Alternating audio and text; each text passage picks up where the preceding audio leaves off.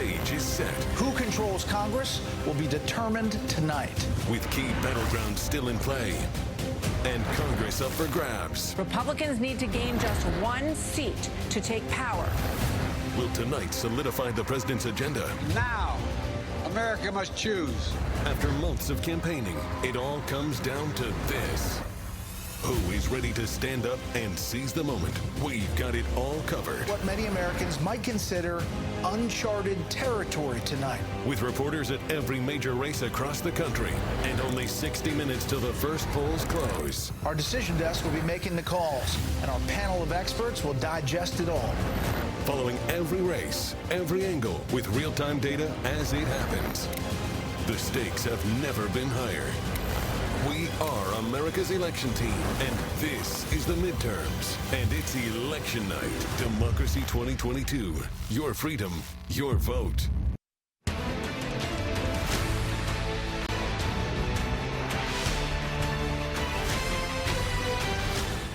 After months of campaigning, media coverage, and campaign ads, the battle for Congress all coming down to tonight.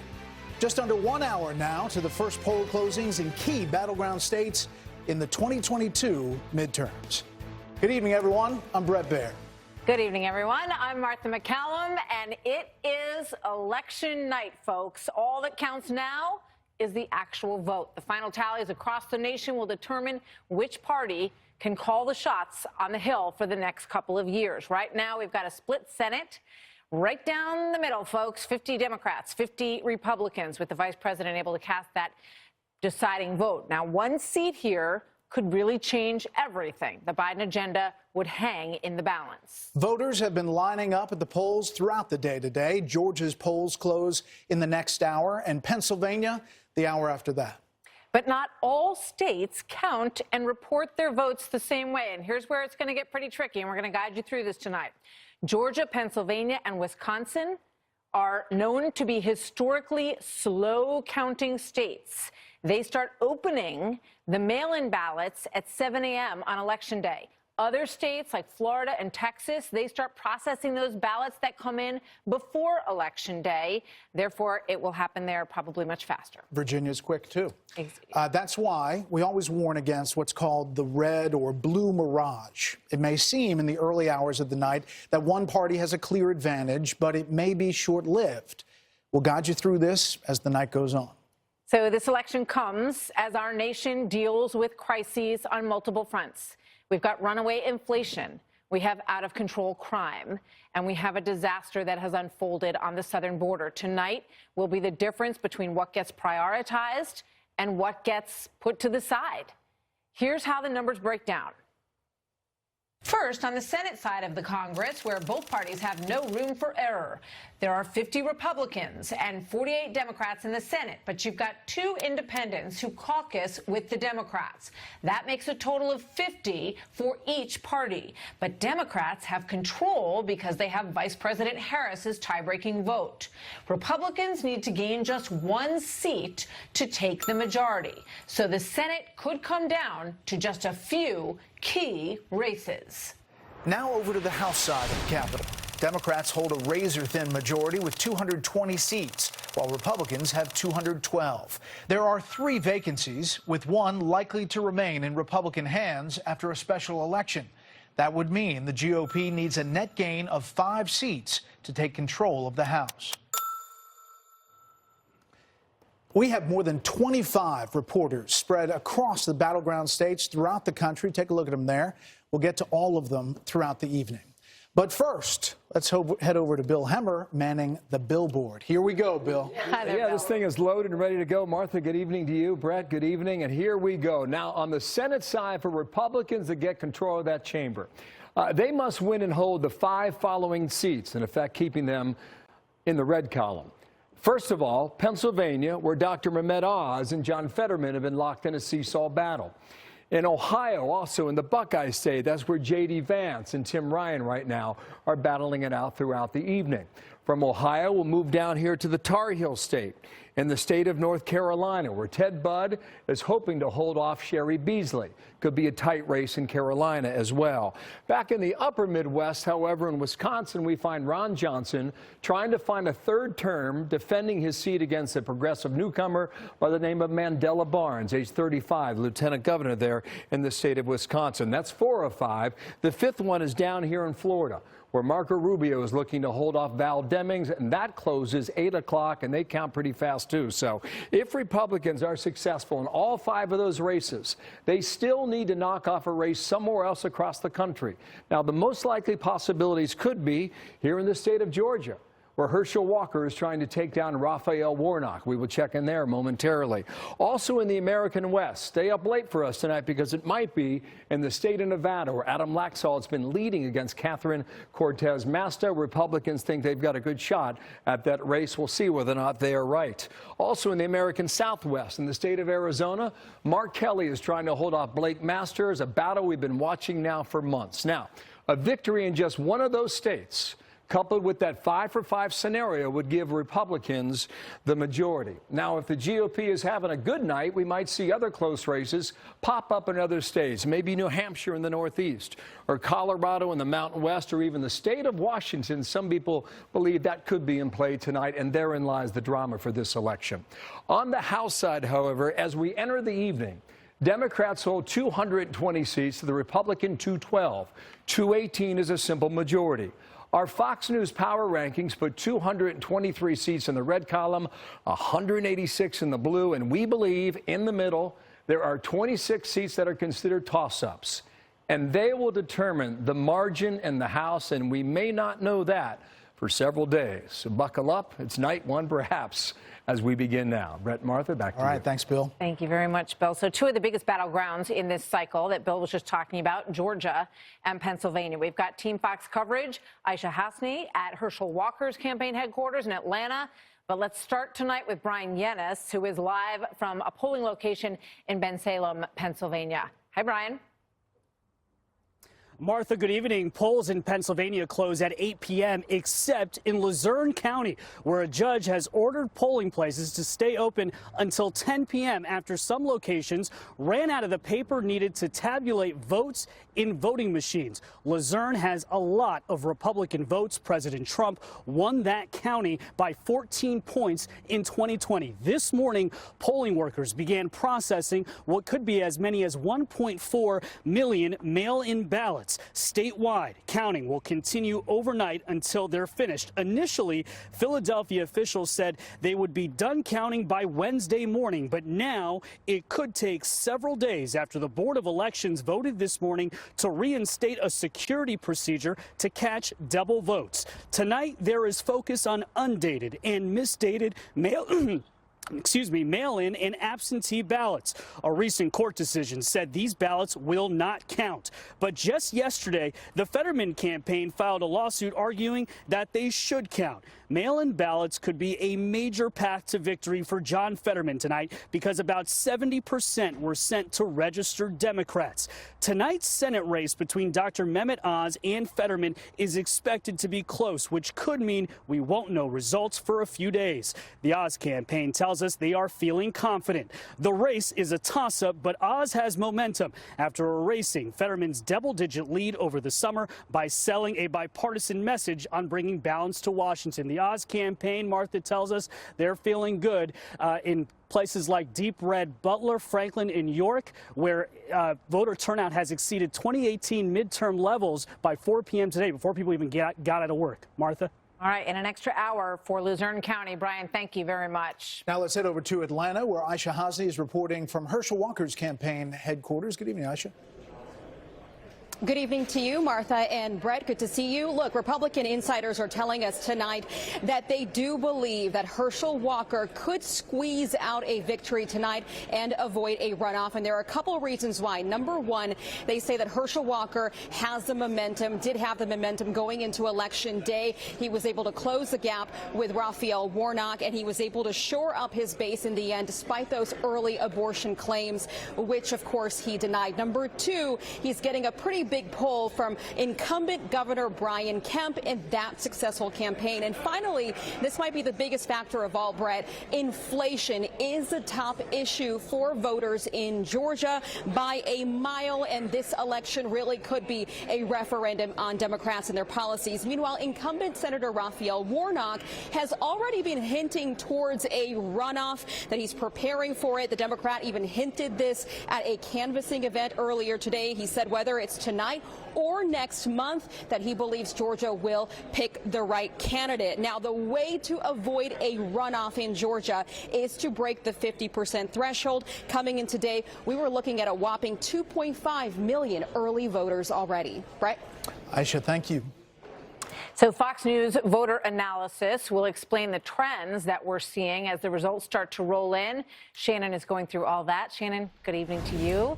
What have you seen so far? All right, it is good to see you guys. We've been asking voters around the country, more than 100,000 of them, how they voted and why. So this is our first look tonight at Fox News voter analysis. We've got a new method to analyze their decisions and to tell you why they voted the way they did. The top concern for voters, not surprising, it is the economy.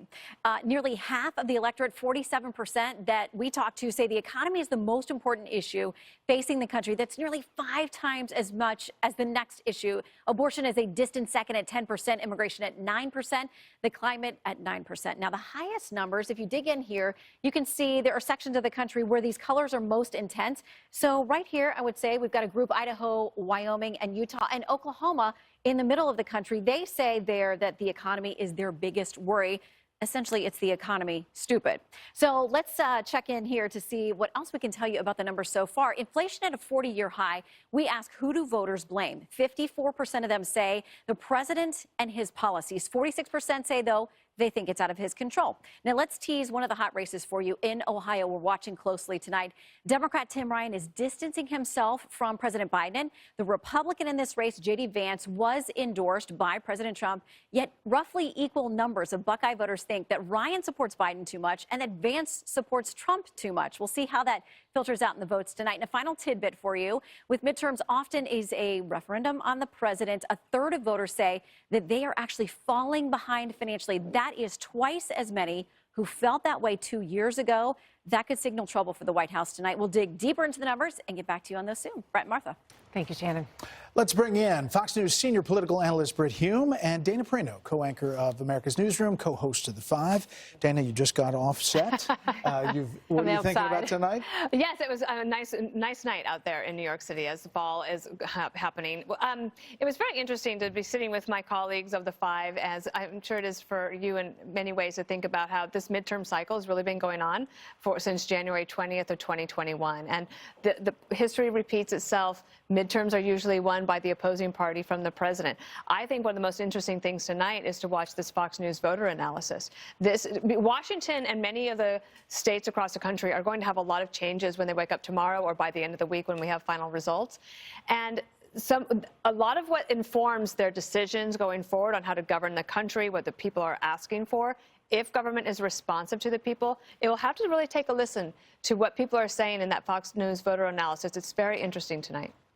Britt, great to have you with us, as always. As always, you know, it's a measure of where the country stands, how it feels about the current president and what's been going on. It's an opportunity to weigh in on that tonight. Well, if you look at that right track, wrong track number, and where the parties stand on the issues, where the president stands, you see what would normally be the setting for a huge Republican sweep.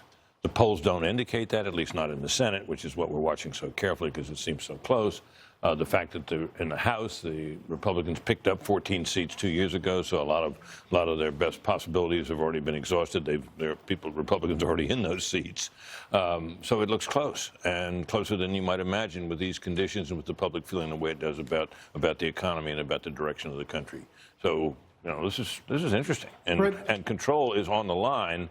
It isn't always in these midterms. Usually it just tilts one way or the other. It's very much on the line. There's some shifts that we're seeing in these numbers in different demographics, Hispanics, blacks. Hispanics and blacks moving more toward, I mean, they're not, Republicans, not many Republicans that win the Hispanic or black vote. but they're going to win more of it than they have in the past, from what we can tell from our early analysis here. And that obviously bodes well for that's another thing that bodes well for the Republicans tonight. All right. We have a lot of analysis coming. Yeah, we are just on the cusp of all of this because we're going to have numbers rolling in about 45 minutes from now. We wait for those results. Also, we will take a look at some really interesting governor's races all across the country. Could Lee Zeldin turn New York City, where we are tonight, red? And will Kari Lake prevail in Arizona? Karl Rove and Kellyanne Conway join us as we count down to the 7 p.m. poll closings in a number of states, 6 actually, including all-important Georgia. We'll be right back.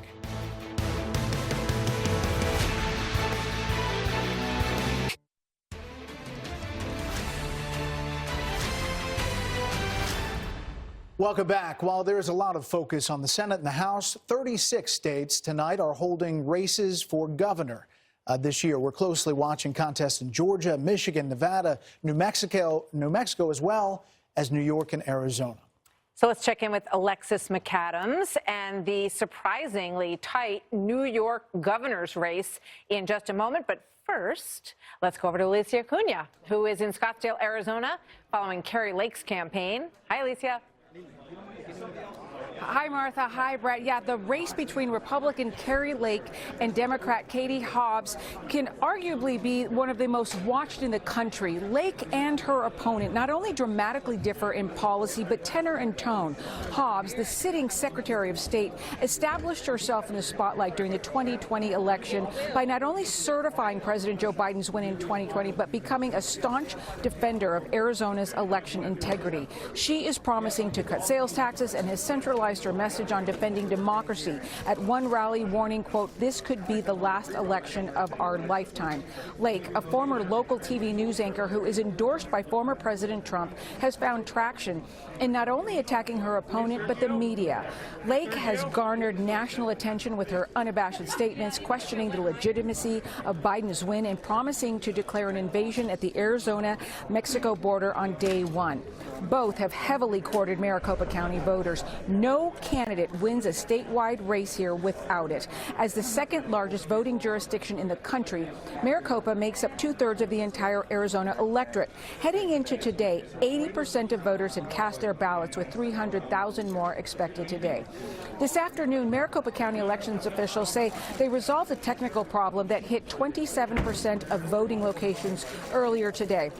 For a number of hours this morning, affected tabulation machines would not count the ballots at the voting sites. However, Brett and Martha, Maricopa County elections officials now assuring folks here every ballot will be counted. Back to you. Thanks, Alicia. In New York, Republican Lee Zeldin has made a surprisingly strong showing against Democratic incumbent Governor Kathy Hochul. Alexis McAdams is live at a polling location here in New York City. Alexis. Hi, Brett. Yeah, all eyes around this governor's race here in deep blue New York. As you mentioned, it's pretty surprising just how close it is. And I think it was a shocker, according to some experts, that say that Governor Hochul's campaign did not think it would be this close this late in the game. Republican Congressman Lee Zeldin says it's all a numbers game at this point. If you ask him, he says if he gets more than 30% of the vote in New York City, he'll be the next governor of New York, which would be historic for him. So as we know, that gap has really been shrinking in this race. And in recent weeks, as the gap closes, voters say they're energized here by this race because they don't want to see where this is going. They don't like the movement this is heading in here in New York. Zeldin would be the first Republican elected in 20 years to statewide office. Incumbent Democrat Kathy Hochul took over for disgraced Governor Andrew Cuomo last year and is looking to make history as the first woman elected to be governor of New York. Crime, the hot topic in this race, not surprising. Zeldin has focused his campaign around that issue, Brett, slamming Kathy Hochul for having what he says are soft on crime policies, trying to convince as many independent voters as possible that he is their guy. Governor Hochul shifted her focus to crime in recent weeks here, launching a new subway safety initiative, which has been important here. Back out here live, we can tell you that we've been talking to voters all day who are looking forward to seeing who's elected tonight, and it could be close. Brett? Alexis, thank you. All right, let's bring in a few more members of our panel. Karl Rove is with us, former Deputy White House Chief of Staff to President George W. Bush, and Kellyanne Conway, pollster and former senior counselor to President Trump. Also with us, Fox News contributor Juan Williams, Trey Gowdy, former congressman from South Carolina and host of Sunday Night in America, and Josh Kraushaar, our senior political correspondent for Axios. All right, Carl, what are you looking at right now? You see some of these results from our Fox News voter analysis, and you have all the knowledge you have. That's not much right at this moment. Look, what's interesting to me is this is like a campaign with two different agendas being talked about. Normally we fight over big things, the war in Vietnam, the war in Iraq. But this is two different issues, sets of issues. The Republicans are talking about the economy and inflation. They're talking about crime. They're talking about the border. And the Democrats are talking about abortion, threats to democracy, and climate. And these things don't intersect. And so each party is out there talking to a different segment of the electorate. The problem for the Democrats, twofold. One is the Republican issues are more important to the voters. We saw that with the issue of 51% think the economy and inflation is the #1 issue. So their issue set is not as important. Second of all, problematic for them, independents in this election are looking more like Republicans. That is to say, their concerns are more like the Republican concerns than the Democratic concerns. And finally, the interesting thing to me is one of the issues that the Democrats have put a lot of emphasis on is threats to democracy. And yet there's a new ABC Washington Post poll that showed that their lead on this issue is 47-43. That is to say, they are thought by 47% of the people to be better able to handle that issue than the Republicans, who got 43. And why? Because each side has its own description of what those threats to democracy are. So you have conservatives and Republicans saying, you know, a government that doesn't, gives away $500 billion without passing a law through Congress, or one-party rule, or the politicization of the DOJ or the FBI. All of these kinds of things are seen by people on the right as threats to democracy, as well as the January 6th attack on the Capitol is seen by people on the left and right as a threat to democracy. Kellyanne's great point. I mean, that's the world that we live in, where each side has the issues that they're most fired up about, and it kind of seems like they're living in two separate countries almost at times. You've looked at the Fox News voter analysis as we get a gauge of what's on people's minds. What do you think so far? So, Martha, this country no doubt is divided. Our Senate is divided. Washington is divided. Some of our households are divided. But the country is not divided on the biggest issues that are motivating them to the polls in these midterms. Over 70% of Americans tell the Fox News pollsters and other pollsters that they are very or extremely concerned about crime, about inflation, about immigration and border security. And yet the Democrats have taken a huge gamble on creating this parallel universe and talking about something totally different. We'll see if their gamble pays off. The other thing that is not in doubt is that you're dealing with a very unpopular president whose disapproval rating has been over 50% for a year. Independents are leaning far more toward Republicans. Will they show up? I think for independents, the big question in midterms is not just for whom to vote, but whether to bother at all. Some of those partisans, particularly Democrats, voted early. I think the Democrats were able to bank their votes early. The other thing is the Republicans, I think, this time have gambled on expanding the electorate. And now the Republican Party's electorate, the voters, look a lot more like America, and so do their candidates. And we'll see if that gamble actually pays off. I believe it will. The Republicans have invested in what I call the non-sexy stuff in politics, not just the big TV ads or the rallies or the candidate. They have talked to voters, 100 million contacts, 1 million volunteers. The data and digital from 10 years ago when Romney lost and they did their autopsy is much better. One other thing I'm looking at tonight, if it's real that these suburban women, 20% of the electorate, are trending Republican, I think many of them are not voting their gender, they're voting their kids. And they're still out there as parents a year after Glenn Youngkin took Virginia and Jack Ciattarelli, New Jersey, almost did. They are still parents. They're still upset about lost learning and reduced test scores. Little bit of abortion, a lot of inflation and crime, but so much education is a sleeper issue in this election. Yeah, we'll see how that breaks down. So we're counting down to the first poll closings in 6 battleground states, or 6 states total, I should say. Next, he's not on the ballot, but President Biden has loomed large over this election. So does he help or hurt vulnerable Democrats? And the economy is a top issue, driving voters to the polls. Larry Kudlow on how record high inflation will impact who wins tonight.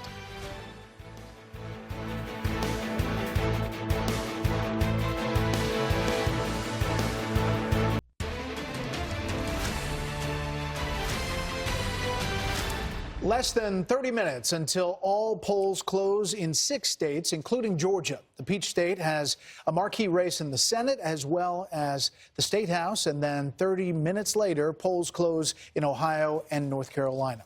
But first, President Biden ramping up campaign appearances after keeping a relatively low profile for most of the midterm cycle. His legacy, his agenda could be on the line tonight.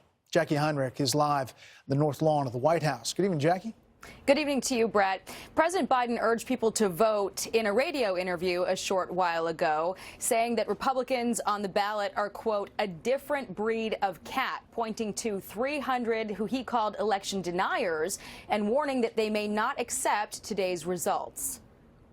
Despite a hopeful closing midterm message, And I want you to know, we'll meet this moment. the president admits there's a real risk Democrats will lose control of the House. I think it's going to be tough, but I think we can. I think we'll win the Senate, and I think the House is tougher. Biden's strategy to pull Democrats over the finish line paint an alarming picture of a GOP-controlled Congress. Democracy's on the ballot. Political violence and intimidation are on the rise all across America. And you remember January 6th, the angry mob that stormed the U.S. Capitol, attacked law enforcement, hunted down elected officials, erected gallows to hang Vice President Pence. The White House shifting focus away from what Biden hopes to get done in the second half of his term, with his legislative reach very much in question. Why not just tell the country what we have done? Why not just lay that out, which we have? We have laid out what's at stake. The president's former spokesperson admitted in September Biden's unpopularity gave Democrats a narrow path to win. I think that Democrats, if the election is about who is the most extreme, then they're going to win. If it is a referendum on the president, they will lose, and they know that. Biden seizing on that and sticking with it till the very end. We know in our bones that our democracy is at risk, and we know that this is your moment to defend it, preserve it, protect it, choose it.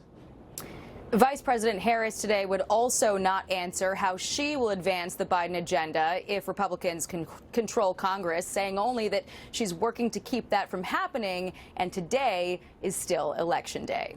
Brett. Jackie, thank you.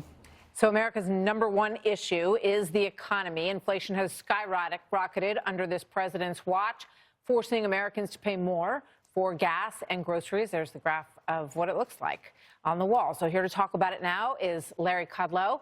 Larry, good evening. Happy election evening to you. Your thoughts as we get ready for some numbers here to roll in at 7 p.m. tonight. Well, first of all, thanks for having me. Look at inflation is #1 for good reason. Too much spending, too much money printing, too much regulating, the war against fossil fuels, all these things contributed to a big rise of inflation, really, by the middle of 2021. And I think the problem right now is that inflation has become embedded into the economy. It's become embedded into wages. The Federal Reserve is having to crack down on raising interest rates and cutting back on the money supply.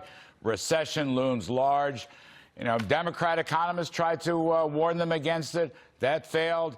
I don't know. Right now, it's a very difficult story. No wonder it's #1. It's absolutely the key issue in this campaign, has been from day one. You know, Larry, the Democrats didn't really turn to the economic message till the end of this campaign. But what kind of message is that? I mean, they're saying that the economy is strong inherently. Is that viable? No, I don't think it is. I mean, look, statistically, Brett, the first 2 quarters were negative of this year. The third quarter was slightly positive. The fourth quarter may be slightly positive, but it's still a very weak economy. You're in a terrible housing slump, for example. And probably look at the soft underbelly of the Biden economy, frankly, is the decline in real wages. Year-to-year change, I think it's down 18 consecutive months. That's just a killer.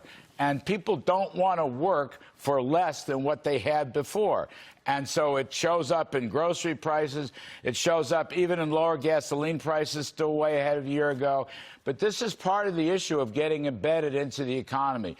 Once you start inflation, 8, 9, 10%, it's very difficult to bring it down. Expectations begin to form. Labor unions get restless. Railroad strike may be on the horizon. And again, one of the key factors here is the war against fossil fuels. All right, this need not have happened. We could have had an all-the-above strategy. But instead, we're still producing 2-3 million barrels per day fewer oil than barrels than we had pre-pandemic. And a lot of people, including myself, don't understand this. Why not side by side? Why not renewables? Why not fossil fuels? And by the way, another inflation factor, refined petroleum products permeate this economy, literally 150 or more. I mean, from eyeglasses to MRIs to fertilizers to clothing, there's no end to it.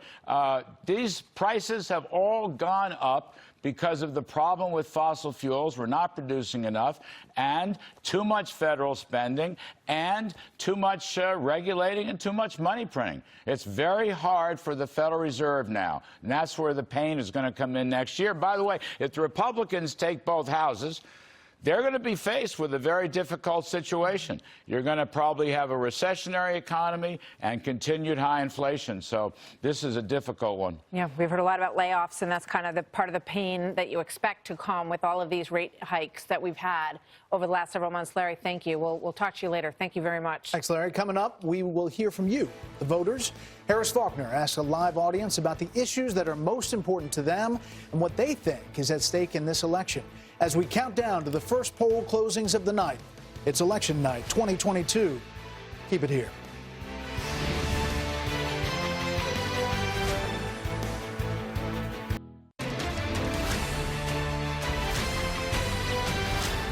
Well, of course, today is the day when voters make their voices heard at polling sites all across the country. Before polls opened today, more than 40 million Americans, that's a record, had voted early. And Harris Faulkner is here with some of the voter voices live and in person. Hi, Harris. Oh, we're so excited, Martha and Brett. Thank you very much. The midterm elections obviously are upon us. And we have heard so much from the candidates and the pundits in the weeks and months leading up to this big night. Now it's time to hear the voters' voices. Throughout the night, we'll hit the top issues that voters say drove them to the polls. And a little bit about our audience now. Our live audience. First time ever we've done this. People from all walks of life, all along the political spectrum, on the right, on the left, everywhere in between. And like all Americans, they have an enormous stake in the outcome of tonight's races. Also with me tonight, pollster Lee Carter is here. She is partner and president of Maslansky and Partners, and she and her fancy team have used their special dial technology to gauge voters' reactions to the top issues of this critical midterm election. I want us to talk directly to the voters, so I'm going to get up and start talking to people. Kristen, you're here. First of all, let's do a quick show of hands. Does this election to any of you feel different, like more is at stake? A raise of hands, if so? Oh, wow. Is that everybody? It looks like everybody. Yeah, that's unanimous. All right, Kristen, I'm coming to you first. Why is that? Why do you feel like this means so much? Well, from my perspective, I would say that there have been things happening lately that are enormous issues, like the Roe v. Wade being overturned. And I feel like women's reproductive rights is so important to me. And I feel that this is the midterm that matters to make our voices known, to say that, that's not okay. We need women's reproductive rights. All right. And I'm guessing you voted Democrat today? I did a little bit of both. You did a little bit of both. Oh, we'll get into that later. A lot of people did some ticket splitting because they were split on different. David, I'm going to ask you the same question. Why is this election different for you? Well, this election is very different because whoever wins, there's no in-between. Whoever wins gets to make the decisions moving forward, and that's very important of who our leaders are and what decisions they're making. All right, and I know that you voted Republican today. Yes. All right. Okay, we'll move. Watch the lines on your screen now. Red represents Republicans' reaction, blue is for Democrats, and gray is for independents. First up tonight, the most powerful Republican in the House, Minority Leader Kevin McCarthy, on this big election. Which direction does America want to go? That's why we have the commitment to America. We literally spell out what we'll do. Make us energy independent. Give us an economy that's strong. Secure the border. Fund the police. Stop the prosecutors who are woke. Give you a parent's Bill of Rights. I think the entire nation should look at what the Democrats have done with one-party rule, look at what the commitment says, and make a decision. All right, so the lines that you saw correlate with how people responded. Lee. So you can see Democrats, that blue line, they gave it a D, Republicans an A, and Independents a B+. Very different reactions across the board there. So I know you dug deep and asked people why they did what they did. By the way, along party lines is probably pretty predictable because we're in such a divided nation, but why the grades that we saw? Now, the independents, they're right in the middle. Well, usually are right in the middle. They were going right along with Kevin McCarthy's message there. They really responded favorably, and I think that's one of the things to watch is how those independent voters are going to react. Real quickly about that, because you and I have done this on the Faulkner Focus, too, during the day, during the week, and you said independents were looking for something more from Republicans. They didn't just want complaining, they wanted answers. That's right. So for a long time, I think Republicans were out there talking about how bad things were. And most Americans were telling us, we know how bad things are, we want to hear a solution. So this was his effort at trying to put that together with a commitment to America. All right, real quickly, we know Democrats called in their political star, former President Barack Obama. Again, watch the lines. True democracy goes away, people get hurt. It has real consequences. Democracy's at stake in this election. That's why it's not enough to elect Democrats at the top of the ticket. We need to elect good people up and down the ballot. Across the country, some of the folks who tried to undermine our democracy are running for offices that will oversee the next election. And if they win, there's no telling what might happen. What grades did voters give it? So you can see there, Democrats, that blue line, they gave it an A, while Republicans gave it an F. Not surprising, that big division. Those independents, though, that gray line, they gave it a C-. All right, we're going to go back to Brett and Martha. I know they've got some races called. More voters' voices coming up a bit later. Interesting stuff. Harris, thank you. Meanwhile, another factor in tonight's results, Mother Nature, the weather potentially affecting some turnout in key states. Fox weather meteorologist Amy Freeze has more. Good evening, Amy. Good evening, Brett. Really across the country, east of the Mississippi, things have been pretty mild. Even at this hour, Dallas has 78 degrees. But out west, where the polls are still open, it has been a real storm that's come through. Did not reach into Arizona. In fact, Maricopa County, no problems there today. But just a little bit further to the west, look at the mess that's over Nevada. Reno, this is Washoe County. They have had very tricky travel. Temperatures right near freezing all day. The Sierra getting up to 4 feet of snow. And that's not it. They also had stormy weather in Northern California, maybe a tornado touching down outside of Sacramento on Highway 99. And we have flooding rains at this hour right now over Los Angeles. In fact, flood watch is up for much of Southern California. Look at those strong storms coming over the 5 and the Grapevine. And then, of course, on the East Coast after the polls have closed. But it'll be interesting to see what happens because we have Tropical Storm Nicole. Won't be making landfall till tomorrow night, but they already had evacuation orders today in Brevard County. And as we all know, weather does impact people's choices to get out to the polls. Hopefully, people will make that effort tonight, even with the storms out west. Back to you. Amy, thank you very much. Thank you, Amy. Let's get back to the rest of our panel and get them into the mix here. We'll start with Juan Williams. Juan, your thoughts as we are just a few minutes away from getting some results here tonight. Well, you know, I think post-COVID, Martha, I think there's been a real change in American politics, which is that we can see today that Democrats vote early and oftentimes vote by mail. Republicans vote on election day. It's almost like you have two elections going on. And we're going to see that play out in terms of how we report the results. And we have to be very cautious about that because some speculation, mirages may appear here and there. The other thing to say very quickly is that for all the talk about election fraud and the big lie and the big steal and all that, today has gone fairly smoothly. We've had some trouble in Maricopa County in Arizona, as you've heard. Some machines not functioning properly. I think it's like 6 voting areas in Georgia, 6 polling places. They've been told to stay open later because of some problems with the balloting. And the judges have said we need to make sure those people are able to vote. But overall, despite the many election deniers, despite the fact that you have 30, I think, secretaries of states running who deny the results of the 2020 election, this has been a fairly smooth election. Maricopa says they've fixed those machine problems in those precincts and they're moving on. Trey, your thoughts early. Yeah, I think Dana put her finger on it. Every tailwind you can have, the economy, inflation, gas prices, history, is with the Republicans. So if they underperform tonight, somebody needs to ask how and why. And if there is a wave, what does that portend for 2024? That's what I'll be watching. Josh. I'm looking at the disconnect between the House and the Senate. We're going to be getting some House numbers in Virginia and Indiana early on, and it'll give us an early sense of the public's mood.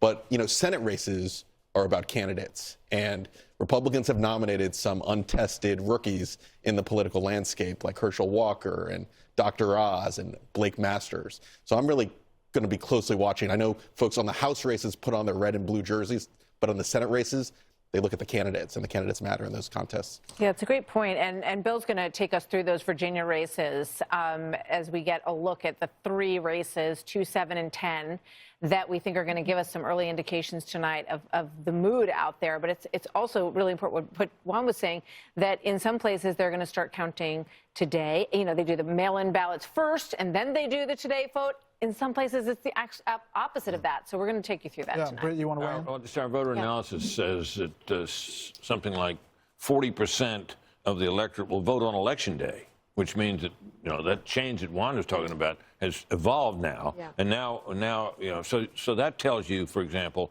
that in Pennsylvania, the people, a majority of Pennsylvania voters, if that holds for Pennsylvania, and there's no reason why it wouldn't, voted in this election without seeing either of the candidates in debate, without October seeing 25th. John Fetterman and the difficulties that he had that were so striking to all of us. Is that an argument for more early voting or not?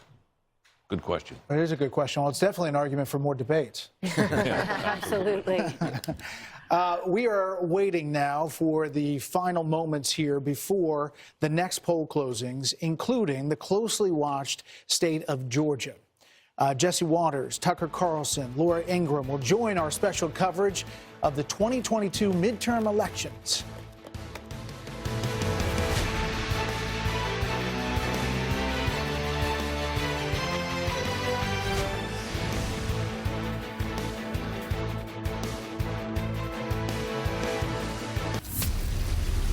The results We're seeing some key developments here in the final stretch. are in.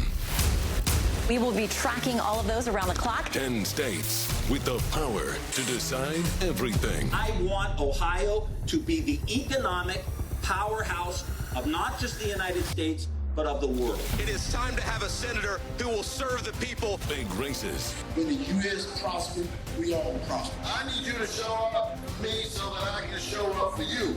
Big stakes. We need a governor who cares about the state of Georgia. Our battle is far from over, and we will not back down. It's all on the line. Expect an exciting night that could go either way. And America's decision starts now.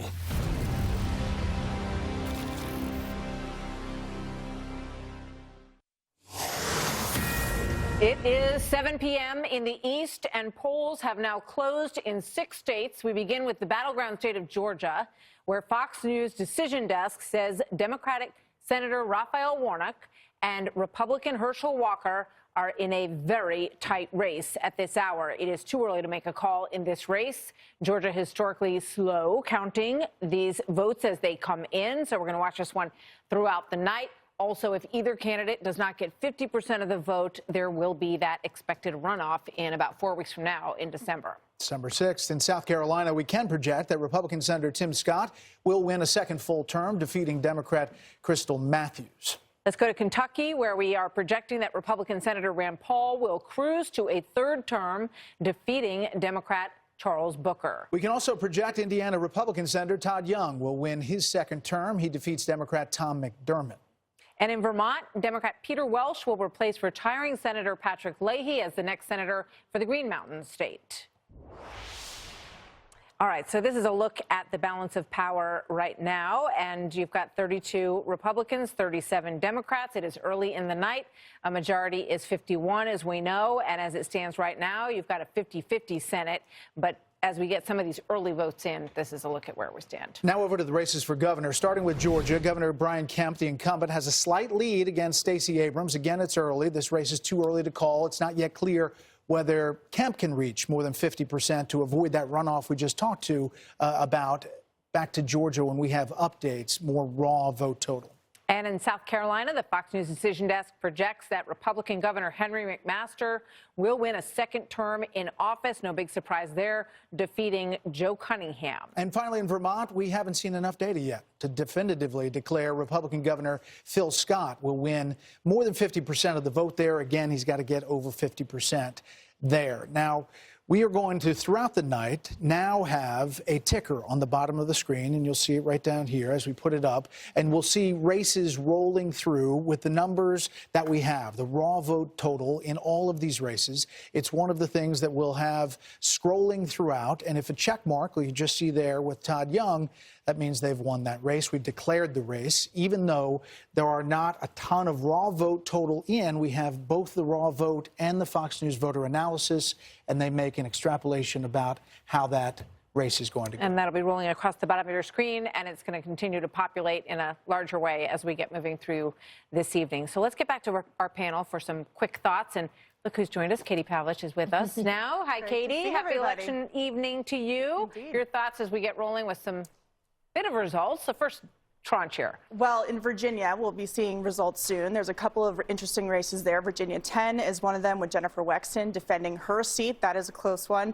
Virginia 7 with Yesli Vega taking on Abigail Spanberger. Remember that she was the one who was on that phone call with Democrats a year ago saying, you have to stop with the defund the police. She was in the election when, or in the state when Glenn Youngkin won the election, and he took in a lot of independent votes based on school choice for parents. So those are two to watch in Virginia. Generally, it's been interesting to watch the places where Democrats have had to defend territory where they wouldn't regularly do so, even in places where Republicans might not win. Washington State with Tiffany Smiley, for example, against Senator Patty Murray. In Oregon, the governorship is up there. A Republican may win that seat.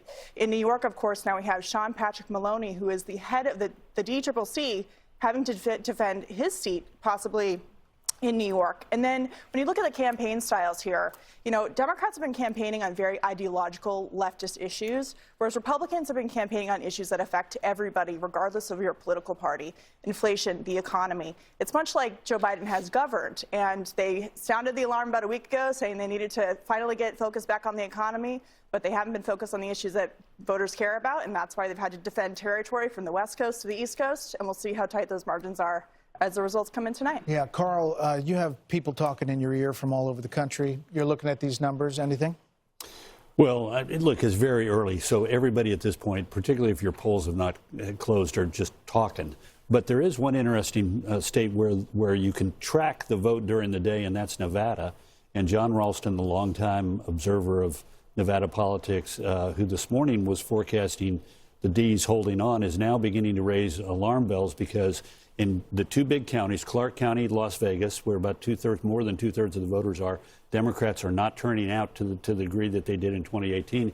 And in Washoe County, Reno, which the Democrats need to win to offset all of the 15 rural counties which are heavily Republican, the Republicans are turning out, and he's beginning to forecast that the Democrats are in trouble in that second biggest county in the state. And not just that, the governor's race, too. That's right. Right. Looking at that governor's race, it just hasn't gotten as much attention as the Adam Laxalt, Catherine Cortez Master race, and it hasn't gotten as much attention as Arizona to the south of Nevada. But Governor Sisolak is under a lot of fire for his handling of COVID. And a lot of the industry and sectors and small businesses, particularly, let alone the school children, haven't fully recovered in the state of Nevada because of that. He's got a really great opponent in Joe Lombardo. He was the Clark County Sheriff from 2014. He's a veteran, and he's run a pretty good campaign. I think that's a governor's race to watch tonight, too, in Nevada.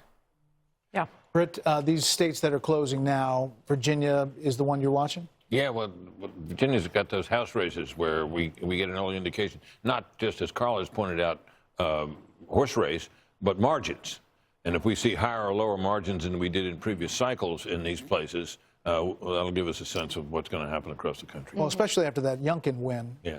Exactly. Yeah, in the first two of them, Youngkin won by, I think, 10 points and 5 points in Virginia 2 and Virginia 7. And I think he lost in 10. He was talking about this earlier today with Bill and Dana, right? Yes, and some of those districts have changed just a little bit because of redistricting. Not a ton, but enough, like to maybe give someone a chance. The race I'm really looking forward to seeing at 7 p.m. that closes is in Indiana. And there is an incumbent, Frank Mervan, who is against a Republican challenger named Jennifer Ruth Green. And I find her energetic, exciting. She had a terrible thing happen to her when Politico released a report about an assault that happened to her when she was in the Air Force. She did not want that released, and she handled that with such dignity and grace, and she's got a ton of energy. All she wants to talk about is gas, groceries, and grandkids. That's all she talks about. So that one closes at 7 p.m. too. Hey, Trey, your buddy Tim Scott won a pretty easy re-election. I don't know what took so long to call that race. I mean, I can tell you this. Tim Scott, for 2 minutes, was as nervous as Lindsey Graham in a spelling bee. Because I promise you, for those 2 minutes, he was not sure. How can, I need Carl or Kellyanne, how can you split your ticket Kemp-Warnock? So if Kemp is doing well, how is Warnock maybe outperforming Abrams? That's what I'll be watching tonight. They're both incumbents. And one more question on Senator Scott. Does he have bigger ambitions after this election? I think he wants to buy the Dallas Cowboys. I think. Well, you've been encouraging him to bigger things for a long time, Trey. But whether or not he's listening to you, we don't know. Haters for that one. I haven't talked to him in the last 30 minutes, so I don't know what his plans are. He's grateful for the chance to serve for 6 more years. I know that. All right. Let's head over to Bill Hemmer at the Billboard, digesting some of these races. So we're going to introduce you to some new features this year. And for the next several hours, we're going to take our viewers and folks here in the studio here through what we believe will be the best way to track this race, okay? So 2 new features here. I'm going to start in Virginia with these key House races, okay?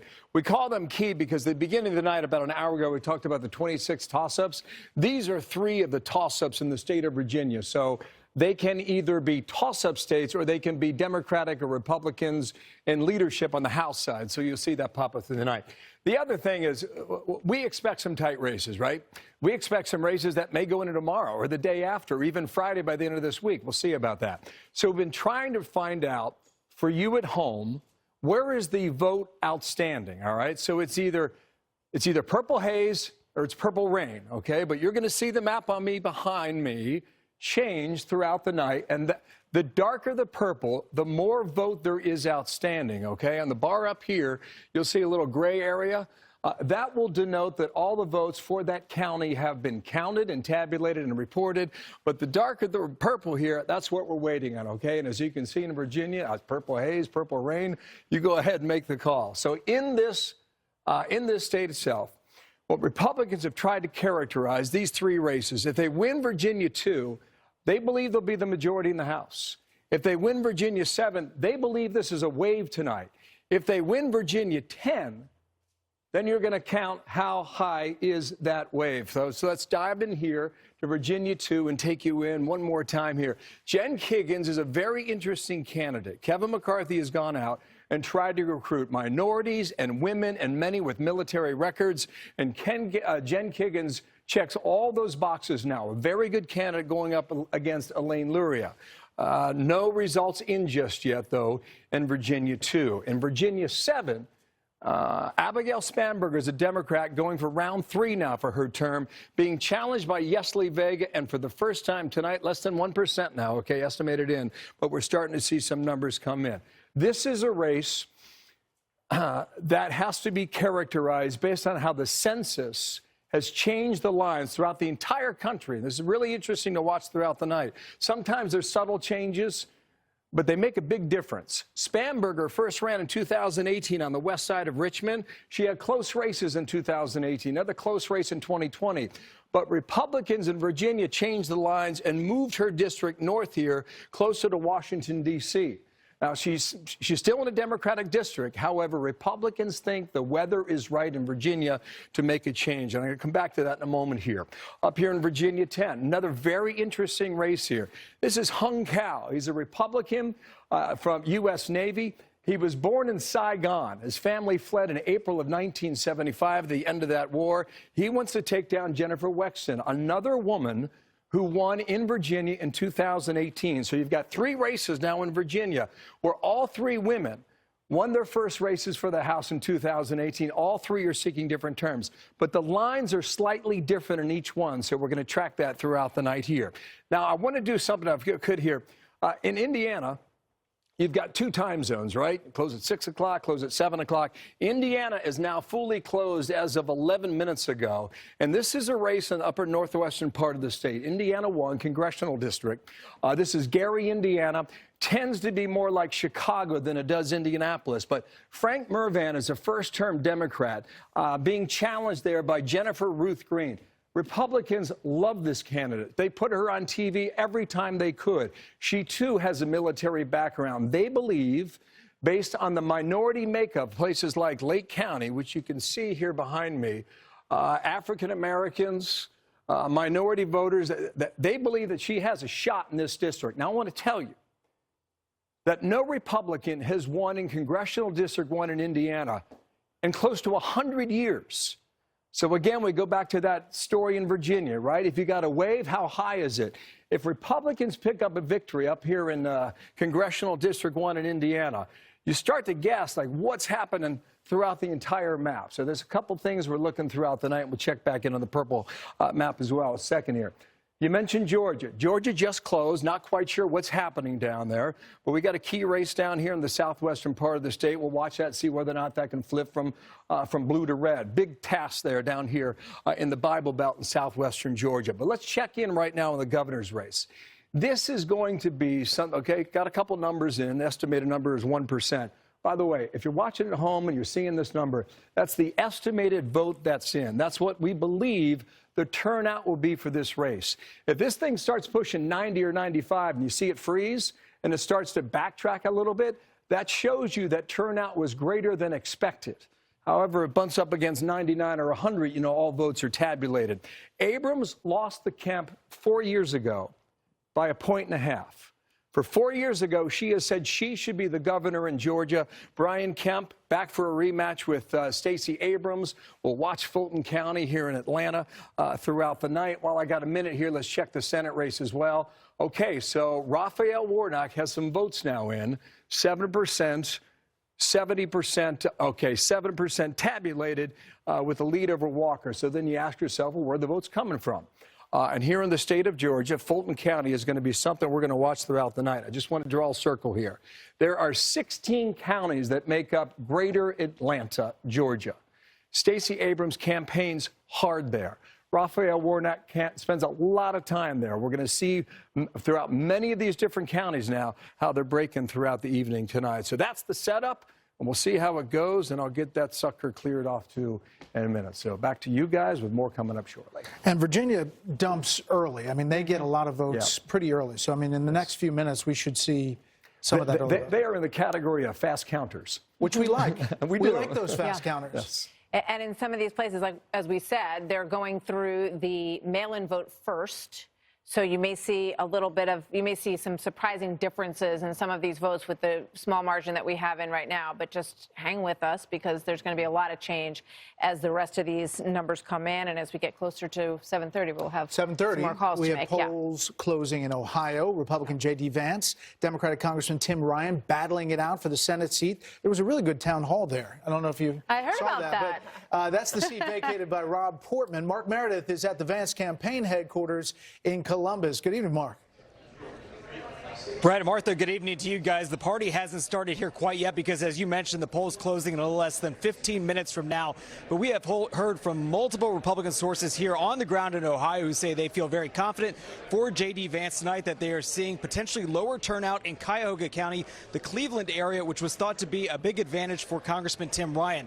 You guys talked about it. This race has been fascinating to watch because J.D. Vance, first-time politician, best known for his memoir, Hillbilly Elegy, he beat out a crowded field of Republican candidates to get in this primary, then beat all of them down to get us here to the general election. But he has certainly faced a lot of headwinds ever since the primary. I talked to his team tonight. They say they feel united with the Republican Party, and they believe that's going to carry over into this evening. He's been campaigning with Governor Mike DeWine, as well as the Republican ticket. But most notably, even just last night, former President Donald Trump weighed heavily over this race. He was in Dayton holding a rally on the eve of the election. Congressman Tim Ryan also getting a lot of attention for his campaign strategy. A Democrat here in Ohio saying he doesn't agree with the National Democratic Party. He says they didn't believe that they were focusing on the working class voters in this state. So he was trying to peel off some of those Trump voters. Obviously a lot of interest of whether or not that may play as a factor into the results tonight. But we have seen a lot from the Republicans in this state letting us know they feel very confident about their chances, and we'll know soon enough. Guys, back to you. Mark Meredith in Ohio. Mark, thanks. You know, we were just talking about the numbers that are coming in. There are some numbers from Florida. Bill Hemmer, back at the board. Yeah, the whole state doesn't close until 8 o'clock, but there's some data right now in from the 7 o'clock close, and this is going to be a story if it sticks, okay?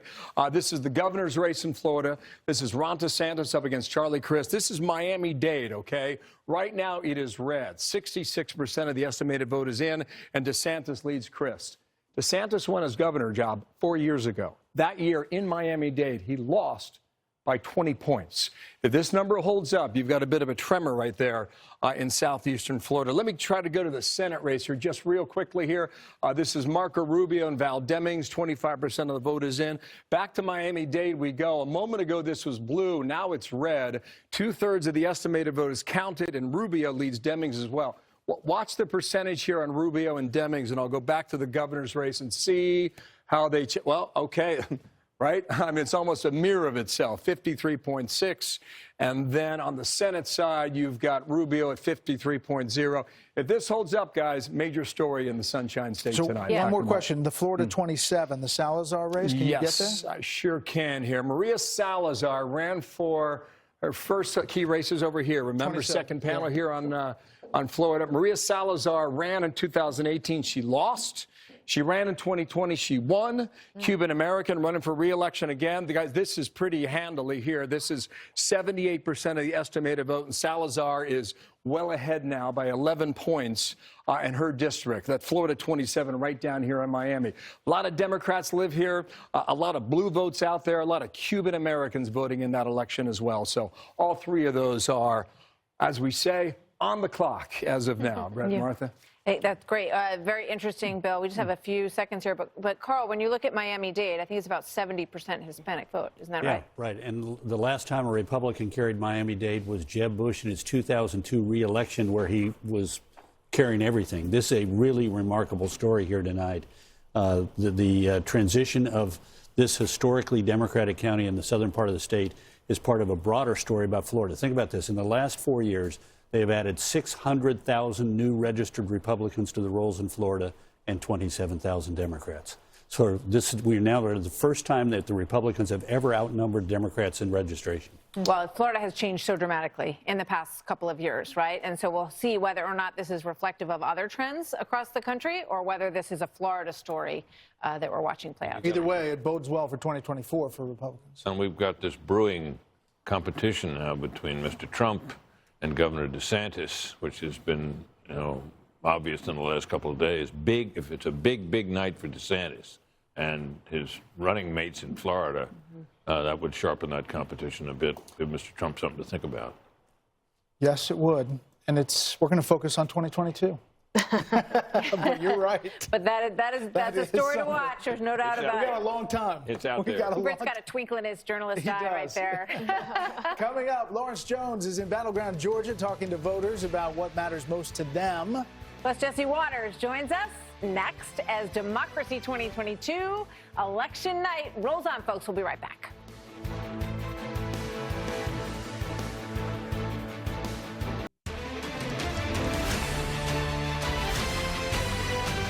So we're about 7 minutes away from the next poll closings at 7:30 Eastern time, and we're still watching the vote count as it comes through in Georgia. You can see it scrolling along the bottom of your screen. So let's head to Alpharetta in the Central City Tavern, where Lawrence Jones is hanging out tonight. Hi, Lawrence. Hey, good evening, my friend. The reason why we're here is because this was a place where the residents of Alpharetta hung out during the pandemic because they were shut down for about 4 weeks. But the reason why I mentioned that is because when you ask the voters, why is it not tight in the governor's race and it's tight in the Senate race, they say that they know Brian Kemp and he kept them open. He was business friendly. So let's talk with some of the voters on why they're voting for their candidate. How you doing, ma'am? So why are you supporting the current governor as well as Herschel Walker? Supporting the current governor because he kept the state open during COVID. I have a lot of family in New York. Big difference, so I appreciate that he kept us open and kept the businesses open. So why is the race so tight between Raphael Warnock as well as Herschel Walker, but it seems like the governor is just surging along? I think that Herschel does not have the name recognition, at least politically. Football-wise, he does. I don't know about politically, but I hope he can pull it off. Yes, ma'am. Sir, what's the #1 issue for the folks of Georgia?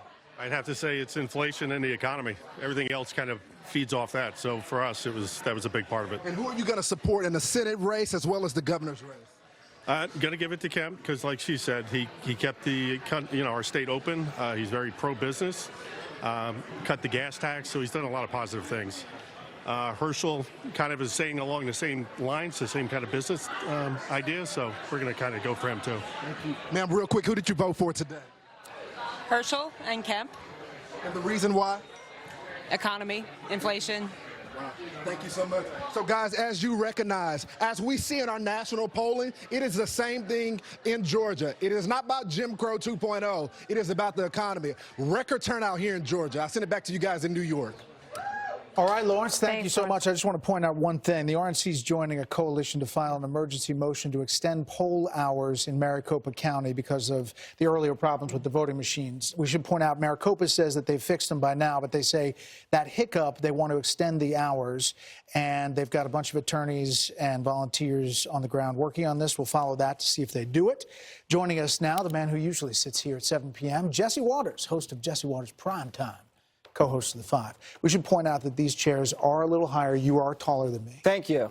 Okay. I was lowered by someone, and I'm not okay with that. I wanted to make sure you... Okay, thank you. What do you think this election then?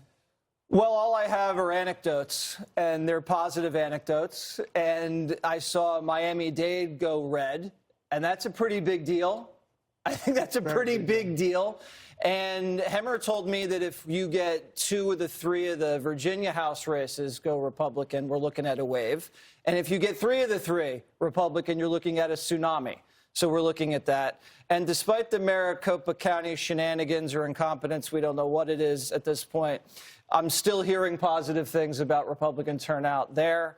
And I'm hearing very positive anecdotes from Nevada. Am I saying that correctly, Mr. Rove, Nevada? I think I am. Yes. So I had predicted on the 5, Ed on Jesse Waters Primetime, 53, maybe 54 if Republicans get New Hampshire. You know, Rove was a little bit more, it's kind of a bedwetter, they call him, so he was only saying 51. But the anecdotes that I'm seeing and the early data shows me that we're looking at 53, possible 54 in the Senate, and maybe get up to as high as 240 plus House seats. We don't really need any of this data. You're here. We have nothing to... I mean, do we have anything else? What else do we have, Hemmer? So here's a little piece of information from Nevada, which is how we say it. Governor Sisolak's office just announced the early closure of state offices in northern Nevada because of weather, and the state GOP is crying foul on this with a statement below, concerned about him taking that action because of this snowstorm. They say it's not snowing that badly, and this is not required. Not as if they don't have snow in northern Nevada, for God's sake. Handle it. Shut it all down from the governor who's running for office right now. So you see a paradigm shift. You think the country changes after tonight, depending on what happens? I do. It's going to be a powerful wave election, and it's just based on the economy and crime. It goes across every demographic. It's not like you're running on the Trump tax cuts or you're running on Obamacare. I mean, this is something that touches every single American, and they've had it, and they're going to kick the guys out, and we could all see this coming, except for a few people who didn't see it coming. And then I think tomorrow the president's going to have to say something. He's going to have to come to the cameras and admit maybe something went wrong, and we'll see if he can own up to it. I doubt he will, though. Jesse, what do you think about New York? You're a New Yorker now, live not too far from here. What do you expect to happen? Well, I'm actually moving to New Jersey, so, but I did vote today, and it's a toss-up. Crime's the dominant issue.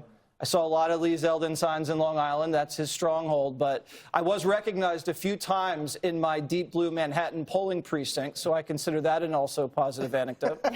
But Kathy is a lackluster candidate who just whiffs on crime and points fingers. And if we could get a Republican in the governor's seat in Albany here in New York, you could really turn the city and the state around. Hey, Juan, why is the president not committing to a press conference tomorrow? Well, I imagine that he has to say something. I mean, you know what the language, Brett, is in the past has been, you know, this, I took a whooping, you know, I was devastated, whatever that you want to use in terms of a very active description.